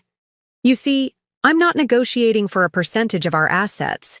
I'm simply ensuring that the division is truly equitable, as required by law. Don't be naive, he snapped, the reasonable facade cracking. This isn't about law, it's about leverage. And right now, you think you have it. But trust me, Eleanor, you don't want this fight. I have resources you can't imagine. No, Richard, I corrected gently. You had resources you couldn't imagine I would find. Past tense. The difference matters. I ended the call before he could respond, setting the phone down with hands that were surprisingly steady. The first confrontation had gone exactly as expected. Initial shock, followed by accusation, then attempted negotiation, and finally, thinly veiled threats. Richard would recover quickly. He would develop new strategies, deploy additional resources, and prepare for extended conflict. But for the first time in our relationship, he would do so with the unsettling knowledge that he was facing an opponent who had anticipated his every move and prepared accordingly. The balance of power had shifted, and we both knew it. After the first confrontation, events accelerated with the precise, mechanistic inevitability of dominoes falling. Richard, true to his nature, refused to accept the initial setback as definitive. Within hours of our call, the escalation began, a multi-pronged counterattack designed to regain control of both the narrative and the assets. The first salvo arrived via email at 5:17 p.m., a formal communication from Bradford Winters, managing partner at Winters, Sullivan & Reed, Boston's most exclusive and expensive divorce firm. The message was a masterpiece of legal intimidation, outlining potential claims against me, ranging from breach of fiduciary duty to fraudulent misrepresentation. Each paragraph carried the unmistakable subtext: "This will be expensive, exhausting, and ultimately futile." I forwarded it to Vivian without comment. She responded within minutes. Standard playbook, ignore. At 6:02 p.m., the personal approach began. A series of text messages from Richard, each carefully calibrated to strike a specific emotional note. "Eleanor, this hostility isn't like you. Let's talk in person. We had 15 good years. Does it really need to end in legal warfare? I'm concerned about your state of mind. This vindictive behavior isn't healthy. My offer still stands, but it has a time limit. After midnight, everything changes." The progression was textbook Richard: reasonableness, nostalgia, concern trolling, and finally thinly veiled threats. I didn't respond to any of them, which I knew would unsettle him more than any reply. Richard had always found silence intolerable. It was the one response he couldn't immediately analyze and counter. At 7:43 p.m., the social pressure began. My phone lit up with a call from Patricia Ellsworth, the self-appointed social arbiter of our circle whose husband managed one of Richard's key investment funds. Patricia and I had maintained a cordial but distant relationship over the years. I attended her charity galas. She pretended my background was as privileged as hers. "Eleanor, darling," she gushed when I answered, as if we were intimate friends. "I've just heard the most disturbing news. Tell me it's not true that you and Richard are having difficulties." "Patricia," I replied evenly. "How thoughtful of you to call. Yes, Richard and I are divorcing." Her sharp intake of breath was almost comical. "But surely this can be resolved privately. Richard has been telling everyone there's been a terrible misunderstanding, that you've had some sort of breakdown." "Has he?" I interjected, my voice cooling.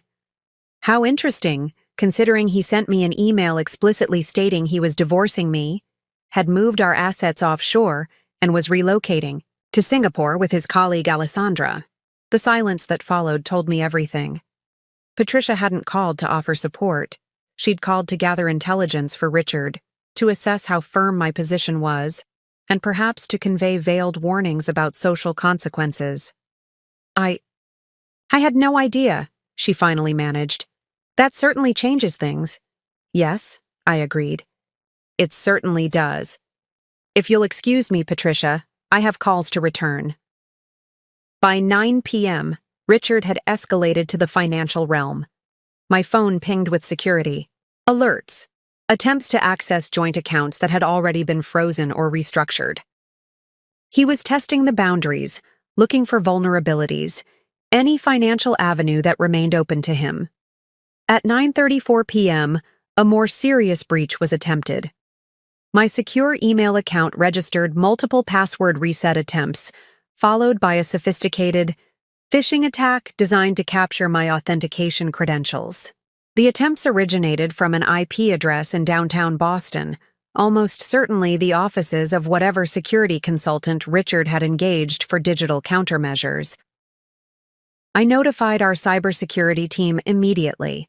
Anticipating exactly this type of escalation, I had retained the services of Blackwater Digital Security 3 months earlier, the same firm that protected several international banking systems. Their confirmation came quickly. Attempts blocked, countermeasures deployed, digital perimeter secure. At 10:17 p.m., the most predictable escalation arrived. A call from Richard's oldest friend and fraternity brother, James Carrington, now a senior partner at a prestigious Boston law firm. James had been my assigned dinner companion at countless social events over the years, his practiced charm never quite concealing his fundamental belief that wives were decorative accessories rather than full partners. "Eleanor," he began without preamble when I answered, "this has gone far enough. You need to call off your attack dogs." "Good evening, James," I replied. "I assume Richard asked you to intercede?" "I'm calling as someone who cares about both of you," he said, voice dripping with insincere concern. "This scorched earth approach helps no one. Richard is prepared to be reasonable, but you're forcing him into a corner. You may not like his response." "Is that a threat, James?" "It's a reality check," he countered. "You're playing a game with rules you don't fully understand. Richard has connections that— "That what?" I interrupted. "That could destroy me financially? Damage my reputation? Ensure I never work in this town again? Please, James, at least be original in your intimidation tactics." His voice hardened. "You've made a serious miscalculation. Richard won't just roll over because you've managed a few clever legal maneuvers. He's already speaking with regulators about potential improprieties in your financial activities."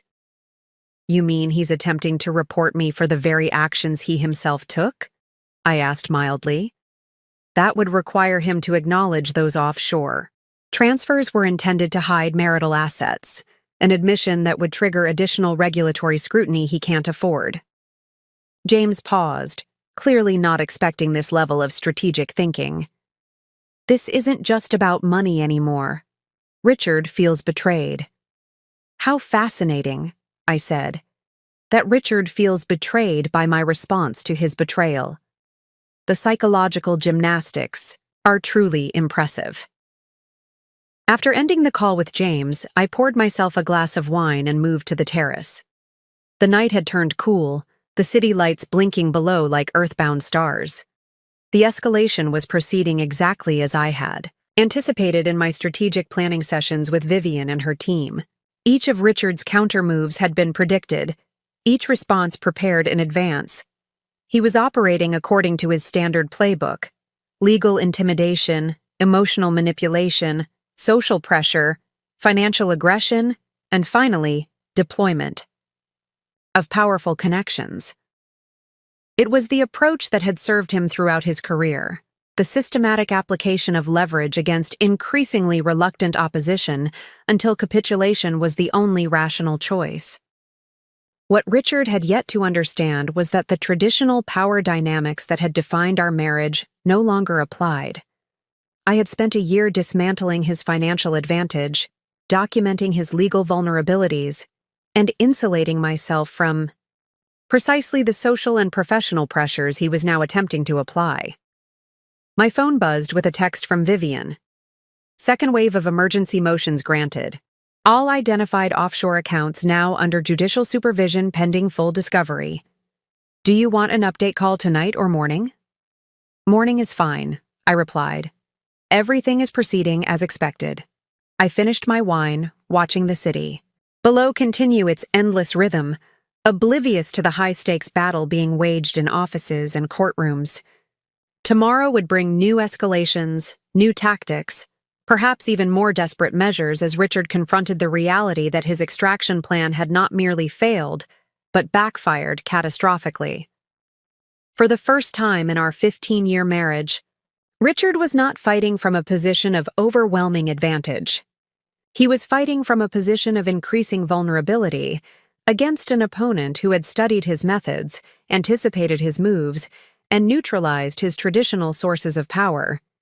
The escalation would continue, but its trajectory had already been irrevocably altered. Morning arrived with a clarity that matched my state of mind. I had slept deeply, waking refreshed despite the previous day's confrontations and escalations. As I prepared for my 9 a.m. call with Vivian, my phone buzzed with a notification, a new email from Richard's personal account rather than through his attorney's. The timestamp showed 4:38 a.m. Either he hadn't slept, or he had woken in the darkest part of night with a new approach. I opened it cautiously, half expecting another threat or manipulation attempt. Instead, I found something more interesting. The first signs of a strategic pivot. Eleanor, he wrote, after reflection, I recognize that we've begun this process in a regrettable manner. My initial approach was inappropriate and reactive. I propose a reset, a mediated conversation with neutral third parties where we can discuss equitable division without further escalation. This benefits neither of us, and certainly not our shared legacy. I forwarded it to Vivian with a single comment. Phase 2 begins. Richard's pivot was predictable, but still fascinating to observe. Having failed with intimidation, emotional manipulation, and social pressure, he was now attempting the reasonable conciliator role, positioning himself as the mature party seeking resolution while implicitly casting me as the aggressor. This was the Richard I knew best, adaptive, pragmatic, willing to abandon failed strategies without sentimental attachment. He had recognized that his initial approach had backfired and was now recalibrating, seeking a narrative that would preserve as much of his position as possible while appearing to take the high road. Vivian's call came precisely at 9 a.m. Good morning, she said briskly. I see Richard has discovered the virtue of reasonableness overnight. Exactly as anticipated, I replied, settling into the chair by the window. What's our current position? Stronger than yesterday, she said. Judge Hernandez granted our expanded discovery motions. Richard's team now has 72 hours to provide complete documentation on all financial holdings, domestic and international. The Cayman freeze is holding despite their emergency petition for relief. Singapore accounts remain under compliance review, which effectively prevents access. And Alessandra? Interesting development there, Vivian said, a note of satisfaction in her voice. She appears to have returned to London last night. The ticket was purchased 3 hours after Richard was served with our filings. I smiled slightly. Alessandra's retreat was unsurprising but still satisfying. She had signed on for the successful, wealthy banker with a clean exit from his marriage, not a man embroiled in complex financial litigation with frozen assets and potential regulatory issues. How should we respond to his mediation proposal? I asked, though I already knew the answer. We acknowledge it positively while maintaining our current legal position, Vivian said. Appear open to dialogue while giving away nothing substantive. The standard language is in your secure folder. After the call, I reviewed the draft response Vivian had prepared weeks ago in anticipation of exactly this pivot. The language was calibrated perfectly, professional, non-antagonistic, but maintaining firm boundaries around the discovery process and asset preservation requirements. I sent it with minor modifications, then turned my attention to my own strategic pivot. While Richard had been deploying his cascading pressure tactics yesterday, I had been quietly executing the next phase of my own strategy. With the initial legal protections in place and Richard's attention focused on regaining control of the frozen assets, I had begun the process of professional reestablishment. At 11 a.m., I had a virtual meeting with the managing partner of Barrett Forensic Finance, a boutique firm specializing in high-net-worth financial investigations. I had interviewed with them 3 months earlier, laying the groundwork for this moment. Eleanor, Diane Barrett, greeted me, her silver-streaked hair pulled back in a practical ponytail. I've been following the filings with interest. Impressive work. Thank you, I replied, though I should note that the matter remains in active litigation. She nodded approvingly at my discretion. Of course. We're not discussing specifics. I'm more interested in the methodologies applied, the comprehensive offshore tracing, the regulatory triggering mechanisms. It demonstrates exactly the skill set we discussed during our previous conversations. The meeting continued for 45 minutes, ending with a formal offer to join the firm as a senior consultant once my personal matters were resolved. The position would not only re-establish my professional identity, but would strategically position me within the same financial ecosystem that Richard had assumed would automatically align against me. My second meeting at 1 p.m. represented an even more significant pivot. For years, Richard had controlled our philanthropic activities, directing funds to organizations that enhanced his professional image and social standing. The Eleanor Harrington Foundation had existed primarily as a tax vehicle, its actual charitable impact secondary to its networking utility. Now, I was meeting with Julia Santos, a respected advisor in strategic philanthropy, to discuss restructuring the foundation under my maiden name with a completely different mission. The transition is entirely viable, Julia confirmed after reviewing the foundation's structure. As the named principal director, you have full authority to redirect its activities. Mr. Harrington's role was always advisory rather than statutory. And the existing commitments? I asked. Can be honored through their current cycle while new initiatives are developed, she explained. I've drafted a transition plan that maintains relationships with worthy organizations while shifting the overall focus toward your stated priorities. My strategic pivot wasn't just about financial assets or professional positioning. It was about reclaiming and redirecting the full spectrum of resources that had been part of our marital partnership: social capital, philanthropic influence, professional networks, and perhaps most importantly, narrative control. By 3 p.m., Richard had made his next move.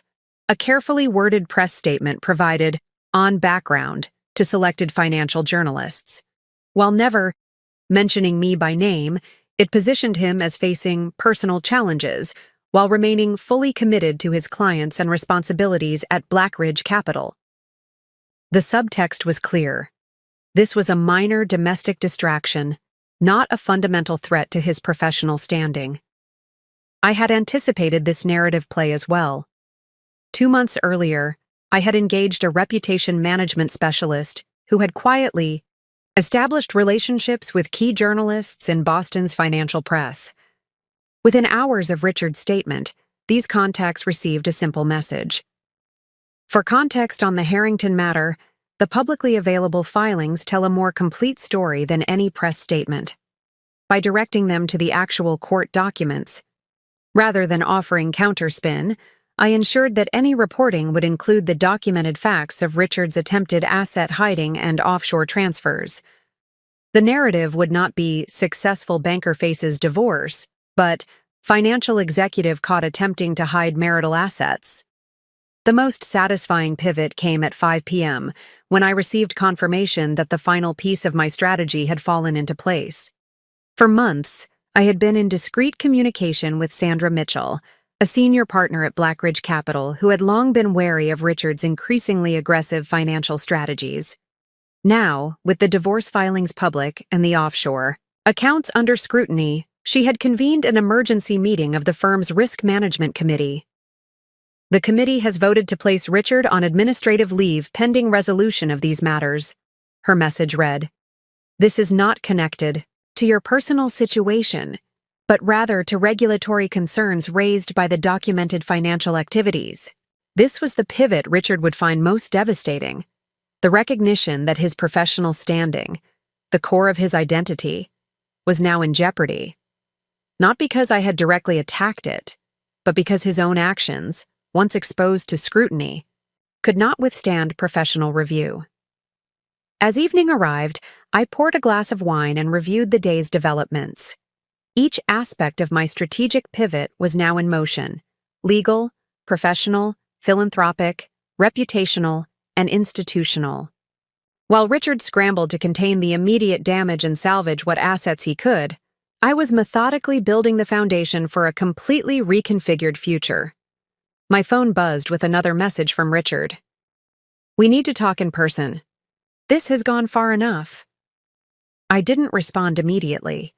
His demand for a meeting wasn't driven by a desire for reconciliation, but by the recognition that his position was deteriorating rapidly. He would be seeking information, assessing my resolve, looking for any leverage point he might have missed. "I'm available to meet with our respective counsel present," I finally replied. "Vivian can coordinate with your team." Setting the phone aside, I watched the sunset paint the Boston skyline in shades of gold and crimson. The strategic pivot was complete. What had begun as Richard's attempt to extract himself and our assets from our marriage had transformed into something entirely different. My emergence from the shadows of that same marriage, not as a victim, but as an architect of a new reality neither of us had anticipated. The following morning, I awoke to a text from Catherine. "Flight landing at 10:15. See you soon." My sister had been my first and most steadfast ally throughout this process, and now she was flying in from Colorado to provide in-person support during the crucial next phase. As I prepared for the day, I reflected on the network that had sustained me through the past year, the carefully assembled support system that had made my counter-strategy possible.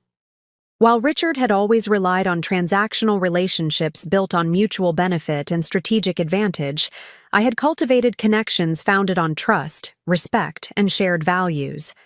Catherine arrived at the penthouse shortly before noon, wrapping me in a hug that carried the familiar scent of her jasmine perfume. At 45, 2 years my senior, she carried herself with the confident poise of a woman who had built her own successful law practice while raising 2 children as a single mother after her own divorce a decade earlier. "You look good," she said, studying my face with sisterly scrutiny. "Tired but strong." "I feel strong," I admitted, helping her with her bag. "Stronger than I expected." Over lunch on the terrace, I updated her on the developments of the past 48 hours, Richard's escalation tactics, his subsequent pivot to reasonableness, the ongoing legal maneuvers, and my own strategic positioning. "He underestimated you catastrophically," Catherine noted, a satisfied gleam in her eye. "Men like Richard can't conceive of women as strategic equals. It's their perpetual blind spot." "It wasn't just Richard," I said. "It was the entire system he operates within. None of them saw me clearly." Catherine nodded thoughtfully. "Which is precisely why your support system was so crucial. You needed people who did see you, your capabilities, your resilience, your strategic mind." She was right. From the beginning, I had recognized that navigating this situation would require more than just legal representation or financial expertise. It would demand a comprehensive support network that could provide specialized knowledge, emotional stability, and strategic perspective. Beyond Catherine and Vivian, my inner circle included Dr. Elizabeth Chen, a psychologist specializing in high-conflict divorces who had helped me maintain emotional equilibrium throughout the process. Our weekly sessions had provided a safe space to process the anger, grief, and anxiety that accompanied the dissolution of a 15-year marriage, even one that had grown as hollow as mine and Richard's. "How are you really doing with all this?" Catherine asked, her expression softening. "The strategic part is clearly going according to plan, but emotionally?" I considered the question carefully. "I'm not heartbroken in the traditional sense. What hurts most isn't losing Richard. That relationship had been fading for years. It's the realization that he never truly saw me, even after 15 years. That's the betrayal that cuts deepest." Catherine reached across the table to squeeze my hand. "His failure to see you doesn't diminish your worth. If anything, it highlights his limitations." After lunch, we were joined by Sofia Rodriguez, my financial advisor, who had helped construct the parallel banking and investment infrastructure that now formed the foundation of my independent financial identity. Unlike the advisors in Richard's orbit, who prioritized aggressive growth and tax avoidance above all else, Sofia had helped me build a balanced portfolio that reflected my own values and priorities. "The markets responded to yesterday's news," Sofia reported, pulling up data on her tablet. Blackridge stock down 3% on reports of Richard's administrative leave. Nothing catastrophic, but enough to signal investor concern. This was relevant not just for market intelligence, but because part of my settlement strategy involved Blackridge stock options that Richard had accumulated over the years. Their fluctuating value would influence both his negotiating position and the ultimate financial terms of our divorce. "What's your read on their likely response?" I asked. "The firm will prioritize stability and client confidence," Sophia assessed. "If the regulatory concerns expand, or if discovery reveals additional issues, they'll distance themselves further from Richard. Their fiduciary obligations to investors will outweigh any personal loyalty." The afternoon brought another crucial member of my support system, Marcus Jenkins, the cybersecurity specialist whose team had protected my digital infrastructure from Richard's attempted incursions. Unlike the stereotype of the socially awkward tech genius, Marcus was a former FBI cybercrimes investigator with both technical expertise and strategic understanding. "We've registered continued attempts to access your accounts," he reported, his manner professional but warm. "Nothing concerning.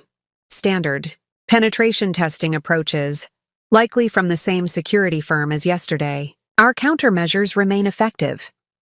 "Any attempts against the documentation archives?" Catherine asked. Marcus shook his head. "The distributed storage system has proven secure. Even if they managed to compromise one location, the blockchain, verification would preserve the integrity of the records." This sophisticated digital security had been Catherine's recommendation early in the process. She had seen too many divorces where critical documentation mysteriously disappeared or was altered, leaving the less technologically savvy spouse at a severe disadvantage. By evening, the final piece of my support system arrived. Maria Vasquez, my friend of 20 years who had flown in from Chicago.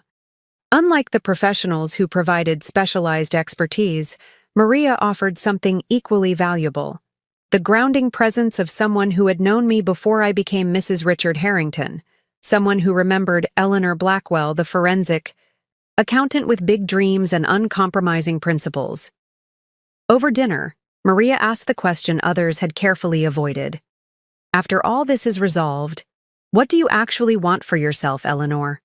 Not just financially or professionally, but personally?" The question caught me off guard.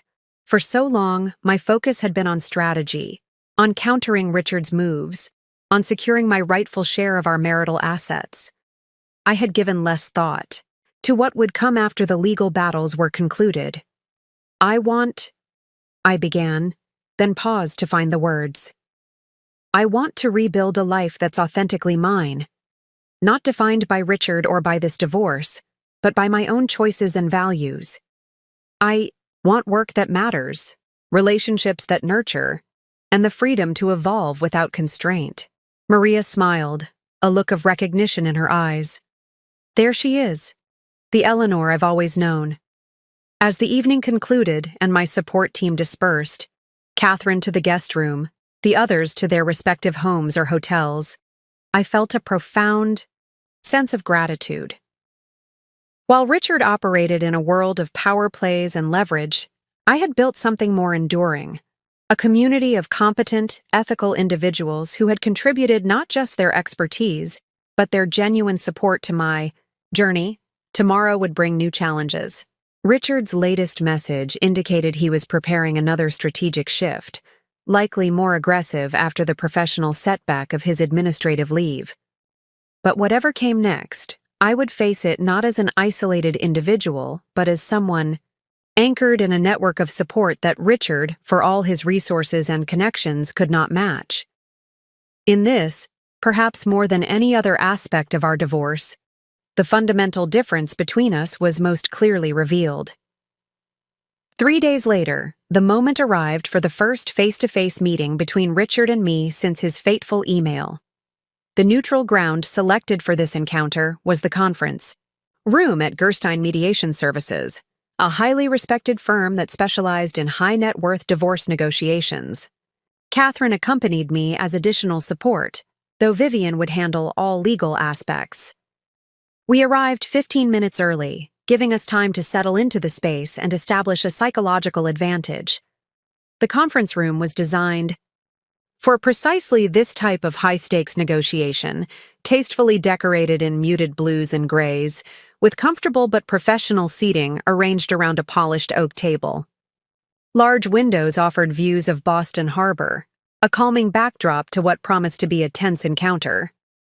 "Remember," Vivian advised as we reviewed our materials, "Richard will attempt to establish dominance immediately. He'll likely use familiarity, perhaps even nostalgia, to create the impression that this is still a conversation between husband and wife rather than opposing parties in litigation." I nodded, appreciating yet again Vivian's psychological insight. "And when that fails, he'll pivot to intimidation or condescension." "Exactly," she confirmed. "Your advantage is that you anticipate his tactics while he continues to underestimate yours." At precisely 10 a.m., the door opened. Richard entered first, followed by Bradford Winters and a younger attorney carrying multiple folders. My first impression was of subtle but definite change in Richard's appearance. The perfectly tailored suit remained, as did the expensive watch and carefully maintained haircut. But there was a tightness around his eyes, a slight stiffness in his movements, that betrayed the stress of the past several days. His gaze found mine immediately, assessing, calculating. I met it directly, neither hostile nor welcoming, simply present and centered in my own authority. For a moment, genuine surprise flickered across his features. He had expected either anger or anxiety, not this calm self-possession. "Eleanor," he said, his voice projecting warmth that didn't reach his eyes. "You're looking well?" "Richard," I replied with a neutral nod, offering nothing more. The mediator, David Gerstein, a distinguished man in his 60s with a reputation for unflappable professionalism, called the meeting to order. "Before we begin, I want to establish ground rules. This is a facilitated negotiation, not a court proceeding. Our goal is productive dialogue that might lead toward resolution of contested issues. I'll ask that everyone maintain professional courtesy regardless of personal feelings." The initial hour proceeded with formal presentations of positions. Bradford Winters outlined Richard's proposal, a settlement that appeared generous on first glance, but represented less than 30% of our actual marital assets. Vivian countered with our comprehensive asset inventory, including documentation of the offshore accounts, property transfers, and investment vehicles that Richard had attempted to conceal. Throughout this exchange, Richard maintained a facade of attentive professionalism, though I noted the subtle tells that signaled his growing frustration: the slight tapping of his finger against his thigh, the occasional tightening of his jaw. He had expected this meeting to be an opportunity to establish control over the negotiation process. Instead, it was becoming increasingly apparent that his position was fundamentally compromised. After the formal presentations, David suggested a brief recess. As the others stepped out, Richard made his move, approaching me directly. "This isn't necessary," he said quietly, voice pitched for my ears alone. "We built something valuable together, Eleanor. Do you really want to see it destroyed by attorneys who profit from conflict?" I regarded him steadily. "What we built was dismantled the moment you began hiding assets and planning your exit strategy, Richard. This isn't about emotion or retribution. It's simply about equitable division of what we created together." His expression hardened slightly. "You've made your point. I underestimated you. But this path you're taking, freezing accounts, involving regulators, damaging my professional standing, it hurts you as much as it hurts me. The longer this drags on, the more our combined assets will diminish." "That's a perspective," I acknowledged. "Another is that accountability isn't something to be avoided but embraced. If our assets diminish because you attempted to hide them through legally questionable means, that's not a failure of my strategy, but a consequence of yours." Richard leaned closer, lowering his voice further. "What do you actually want, Eleanor? Beyond the money, beyond making your point? Because whatever it is, we can negotiate directly. Cut out the attorneys, the mediators, all of this theater. I recognized the tactic immediately, an attempt to reestablish our former dynamic, where Richard made the real decisions while creating the illusion of joint consideration. It might have worked mere months ago, when I was still accustomed to deferring to his financial expertise. What I want, I replied evenly, is already documented in our filings. Equitable division of assets, transparent accounting of all holdings, and acknowledgement of my contributions to our marital estate. Nothing more, nothing less. Frustration flickered across his face. This isn't you. The Eleanor I know isn't vindictive. Someone's gotten to you. Your sister. That shark of an attorney.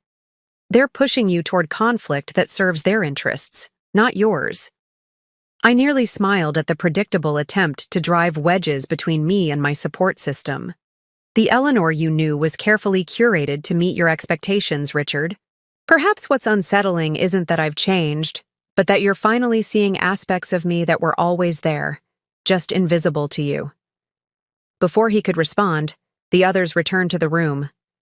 The remainder of the meeting focused on procedural matters, scheduling for discovery compliance, parameters for asset valuation, and protocols for ongoing financial disclosures. Throughout these discussions, I noticed Richard becoming increasingly withdrawn, his participation more perfunctory. It wasn't until the meeting's conclusion that I understood why. As we gathered our materials, his younger attorney approached, Vivian with a document. This was just filed, he said, his tone professional but with an undercurrent of satisfaction. Mr. Harrington is petitioning for emergency relief from the asset freezes on grounds of commercial necessity.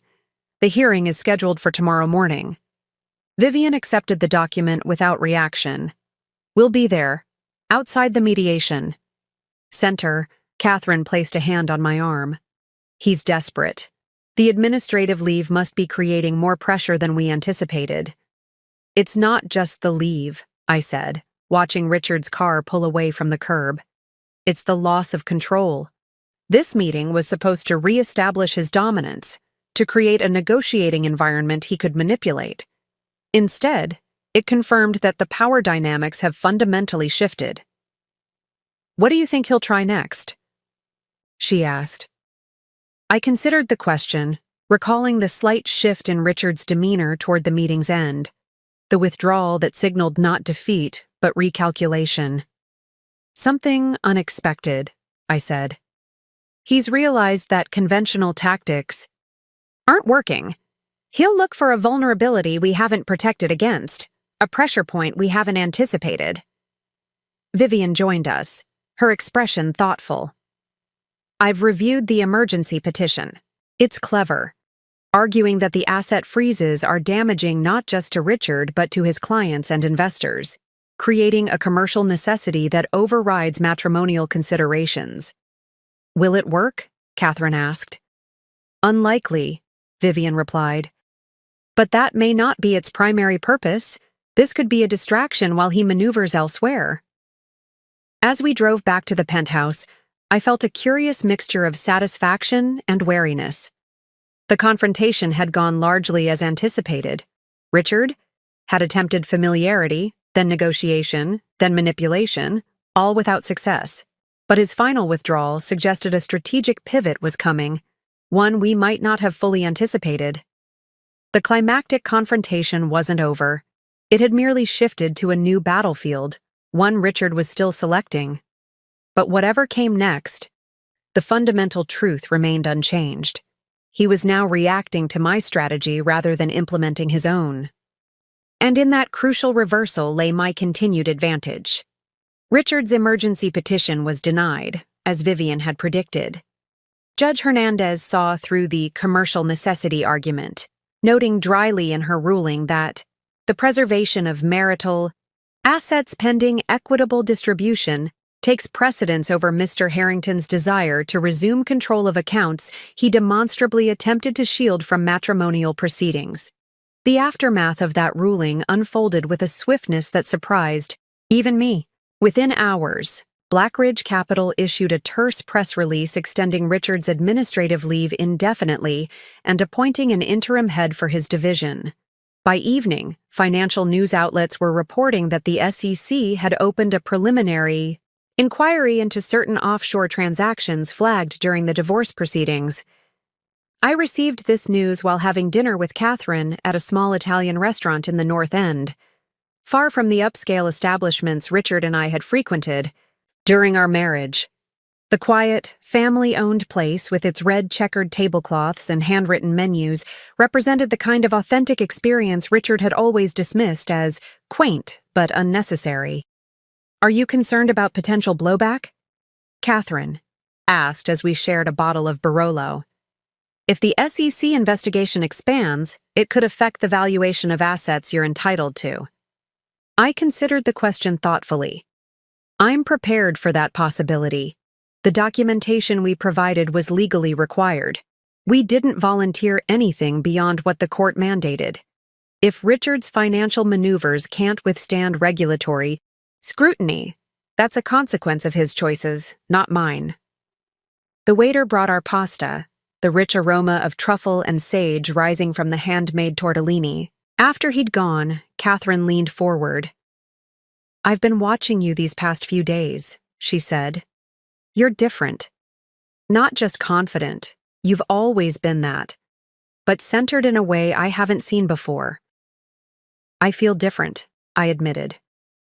For years, I adapted myself to fit into Richard's world, modulating my opinions, deferring to his expertise, accepting his framing of our shared reality. There was a subtle diminishment that happened so gradually I barely noticed. Now, it's as if I've stepped back into my full self. "And what does that full self want next?" Catherine asked. "After the legal battles are concluded, after the assets are divided, after Richard is no longer the primary consideration in your decisions?" The question resonated deeply. For so long, my focus had been on responding to Richard's actions, documenting his financial maneuvers, countering his legal strategies, dismantling the structures he had built to exclude me. Now, as the balance of power had shifted decisively, I had the space to consider what came after. "I want to rebuild," I said slowly. "Not just my career or my financial independence, but my sense of purpose. The forensic accounting position is a start, but there's something more I'm considering." "Tell me," Catherine encouraged. "I want to create a resource center for spouses facing similar situations, people whose partners are attempting to hide assets or leverage financial complexity to disadvantage them in divorce. Not just legal referrals, though that would be part of it, but comprehensive support, financial forensics, strategic planning, emotional counseling, even temporary funding for those without resources to fight protracted battles." Catherine's eyes lit with interest. "Using your experience as a foundation for systemic change." "Exactly," I said, feeling a spark of genuine excitement. "What happened to me isn't unique. The methods may be more sophisticated given Richard's resources, but the fundamental dynamic, one spouse leveraging financial control to disempower the other, is depressingly common. Most people don't have the background I do or the resources to assemble a team like I could." "You could make a significant difference," Catherine nodded, "especially with your firsthand experience navigating these waters." The conversation continued, our planning becoming more detailed as the evening progressed. For the first time since receiving Richard's email, I was looking forward rather than responding to the immediate crisis. The shift in perspective was both subtle and profound, from survival to creation, from defense to purpose. The next morning brought news that solidified this forward momentum. Bradford Winters requested an urgent call with Vivian, which she took in my presence with Catherine listening as well. "My client is prepared to accept a modified version of your settlement proposal," Winters stated without preamble. "Full disclosure of all assets, equitable division as determined by a mutually agreeable forensic accountant, and expedited timeline for completion." Vivian's expression remained neutral, though I caught the slight arch of her eyebrow. That's a significant shift. From your previous position, Brad, may I ask what prompted this reconsideration? There was a brief pause. Mr. Harrington wishes to resolve this matter efficiently and move forward with his professional obligations. The protracted nature of these proceedings is becoming counterproductive. The translation was clear. Richard's position at Blackridge was in jeopardy.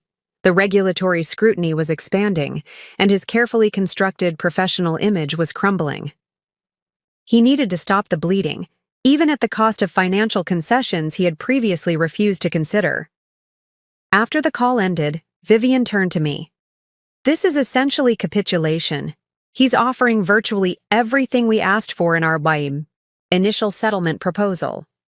With one notable exception, I pointed out. There's no acknowledgement of wrongdoing, no accountability for the attempted hiding of assets. That's likely non-negotiable for him, Catherine observed. Admitting to deliberate financial misconduct could have professional and potentially criminal implications. I considered this reality, weighing my priorities carefully. The accountability I wanted wasn't about public admission or punishment. It was about Richard recognizing that I was his equal, in rights, in capabilities, in determination. His surrender of the financial battle delivers that message more clearly than any forced apology could. The settlement process moved with remarkable speed after that turning point. Within 2 weeks, a comprehensive agreement had been drafted, reviewed, and executed. The terms were straightforward.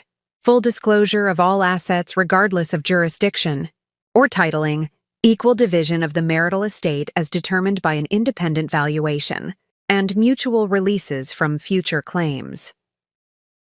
Richard attended the final signing meeting in person, our second and last face-to-face encounter of the divorce process. He appeared composed but diminished somehow, the invulnerable facade cracked to reveal the human beneath.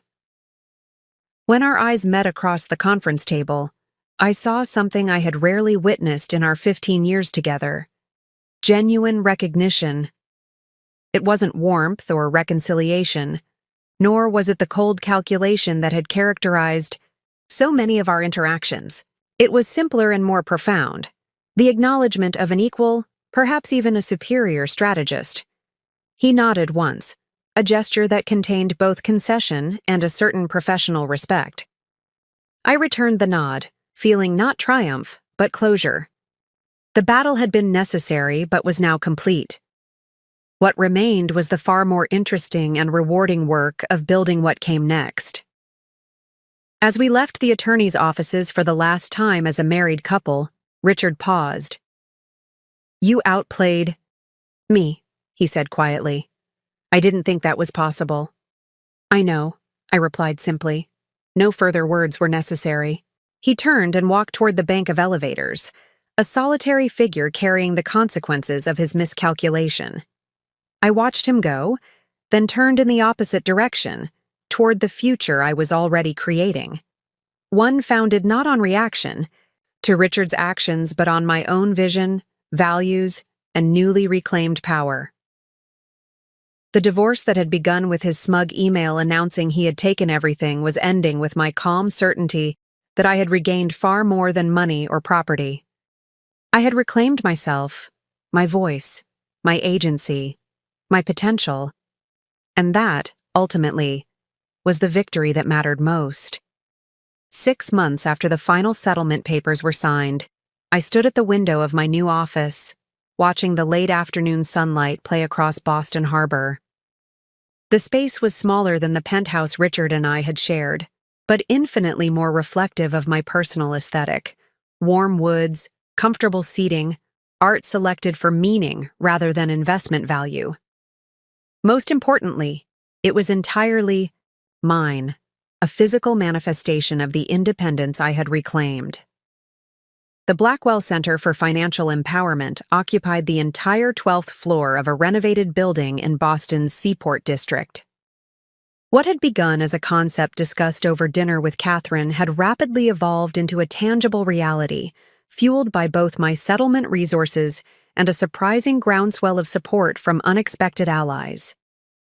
Sandra Mitchell, now promoted to managing director at Blackridge following Richard's negotiated departure, had become an early and enthusiastic board member. The financial industry has a responsibility to address the power imbalances it often enables, she had said during our initial planning meeting.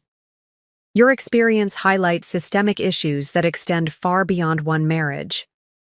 The center's mission had crystallized around 3 core services: education on financial literacy and autonomy, strategic guidance for those facing financial manipulation in relationships, and direct support through a network of pro bono attorneys, accountants, and financial advisors. In our first 6 months of operation, we had already assisted over 50 clients, mostly women, but also several men who found themselves financially disadvantaged in divorce proceedings. A knock at my door interrupted my reflection. Julia Santos, who had transitioned from philanthropic advisor to the center's executive director, entered with a tablet in hand. "The quarterly numbers are impressive," she said, taking a seat in one of the comfortable chairs facing my desk. "Demand for services is outpacing our projections by almost 40%. "We need to expand the advisor network," I noted, joining her, "especially for complex cases involving international assets or sophisticated hiding techniques." Julia nodded, making notes. "I've scheduled meetings with 3 forensic accounting firms next week. Also, the educational workshop series is consistently at capacity. We should consider adding additional sessions or perhaps developing online modules."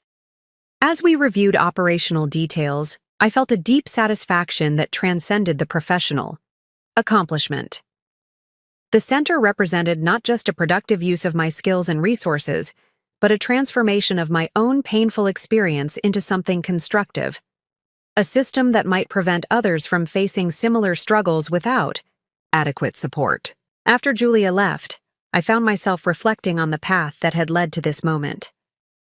The year had brought changes I could never have anticipated when I first discovered Richard's financial maneuvering, not just the divorce and settlement, but a fundamental recalibration of my identity and purpose. Richard himself had largely faded from my immediate consciousness. According to occasional mentions in financial press, he had relocated to London, accepting a less prestigious but still lucrative position with a boutique investment firm. The SEC inquiry had concluded with monetary penalties, but no criminal charges, a typically soft landing for someone of his status and connections. I felt no particular satisfaction or distress at this outcome. Richard's trajectory was no longer relevant to mine except as historical context. The emotional ties that had once bound us, both positive and negative, had dissolved, leaving neither attachment nor animosity, just the clear-eyed recognition of a chapter concluded. My phone buzzed with a text from Catherine. "Just landed. Dinner still on?" My sister had become a regular presence in my life, flying in monthly to serve on the center's board and to maintain our newly strengthened relationship. Tonight, we were celebrating the center's 6-month milestone with dinner at the small Italian restaurant that had become our tradition. "Absolutely," I replied. 7:30 at Julia's. As I gathered my things to leave, my assistant appeared in the doorway. "You have a visitor," she said, her expression suggesting uncertainty. "He doesn't have an appointment, but he says it's important. A Mr. Carrington." James Carrington, Richard's oldest friend and the man who had attempted to intimidate me during the early phases of the divorce. His appearance was unexpected, but not entirely surprising. Several figures from Richard's circle had made similar approaches in recent months, discovering that their professional paths still intersected with mine despite Richard's absence. Send him in, I decided, curious about his purpose. James entered, with less swagger than I remembered, his handshake firm but not domineering. "Eleanor, thank you for seeing me without an appointment. What can I do for you, James?" I asked, remaining standing to signal this would be a brief conversation. He glanced around the office, taking in the evidence of success and stability. I'm representing a client who needs precisely the type of assistance your center provides. A complex financial situation, sophisticated attempts to shield assets. When I researched resources, your organization was consistently recommended. I raised an eyebrow, genuinely surprised. You're seeking our services? For a client? He nodded, a rueful smile briefly crossing his features. Ironic, I know, given our last interaction. But my practice involves representing clients on both sides of these situations. In this case, my client needs exactly the expertise you've assembled here. The request represented a moment of choice, to hold on to past antagonism or to move forward, guided by my center's mission rather than personal history. The decision was simpler than I might once have expected. Have your client contact our intake coordinator, I said, handing him a business card. We'll assess the situation and assign appropriate resources. After James left, I reflected on the encounter's significance. 6 months ago, I might have felt vindication at his acknowledgement of the center's value. Now, I recognized it simply as confirmation that I was on the right path, creating something of genuine worth that transcended personal victory or validation. That evening with Catherine, over plates of handmade pasta and a bottle of Barbaresco, I shared the story of James's visit. The ultimate validation, she observed, raising her glass in a toast. Success truly is the best revenge. I considered her words, turning them over thoughtfully. I'm not sure I see it as revenge anymore, I admitted. That framework keeps me tethered to Richard, to the past. What I've built isn't about responding to him. It's about creating something new that might never have existed if our marriage had continued. Catherine studied me with the insight of someone who had known me my entire life. That's the most profound freedom, she said softly. When their actions no longer define your reactions, when you're moving towards something rather than away from something. Later that night, returning to my apartment overlooking the harbor, I paused to appreciate the quiet satisfaction that had become my new normal. The journey from Richard's shocking email to this moment had been neither linear nor simple. It had involved pain, struggle, strategic thinking, and ultimately, transformation. The woman who had received that email declaring that her husband had taken everything was fundamentally different from the woman I had become. Not because of the financial outcome, significant though that was, but because of the reclamation of self that had accompanied it. I had discovered resources within myself, strength, strategic thinking, resilience, that might have remained dormant in the comfortable but constrained life I had lived as Mrs. Richard Harrington. The divorce that Richard had intended as my diminishment had instead become the catalyst for my expansion. The assets he had attempted to hide had been not just recovered, but repurposed toward creating meaningful impact. And the future he had assumed would leave me struggling had instead opened into new possibilities I was only beginning to explore. As I watched the lights of the harbor, I felt neither triumph nor bitterness, but something rarer and more valuable. Genuine peace. The kind that comes not from winning battles, but from choosing the right wars, and sometimes from refusing to fight at all in favor of creating something entirely new. The text message Richard had sent, believing it would devastate me, had indeed changed everything, just not in the way he had intended. In attempting to take everything from me, he had inadvertently set in motion the circumstances that allowed me to reclaim what mattered most: my agency, my purpose, and my authentic self. That was the story I carried forward, not one of revenge or victimhood, but of transformation and renewal. A story still being written, one decision, one day, one purposeful action at a time. Up next, you've got 2 more standout stories right on your screen. If this one hit the mark, you won't want to pass these up. Just click and check them out. And don't forget to subscribe and turn on the notification bell so you don't miss any upload from us.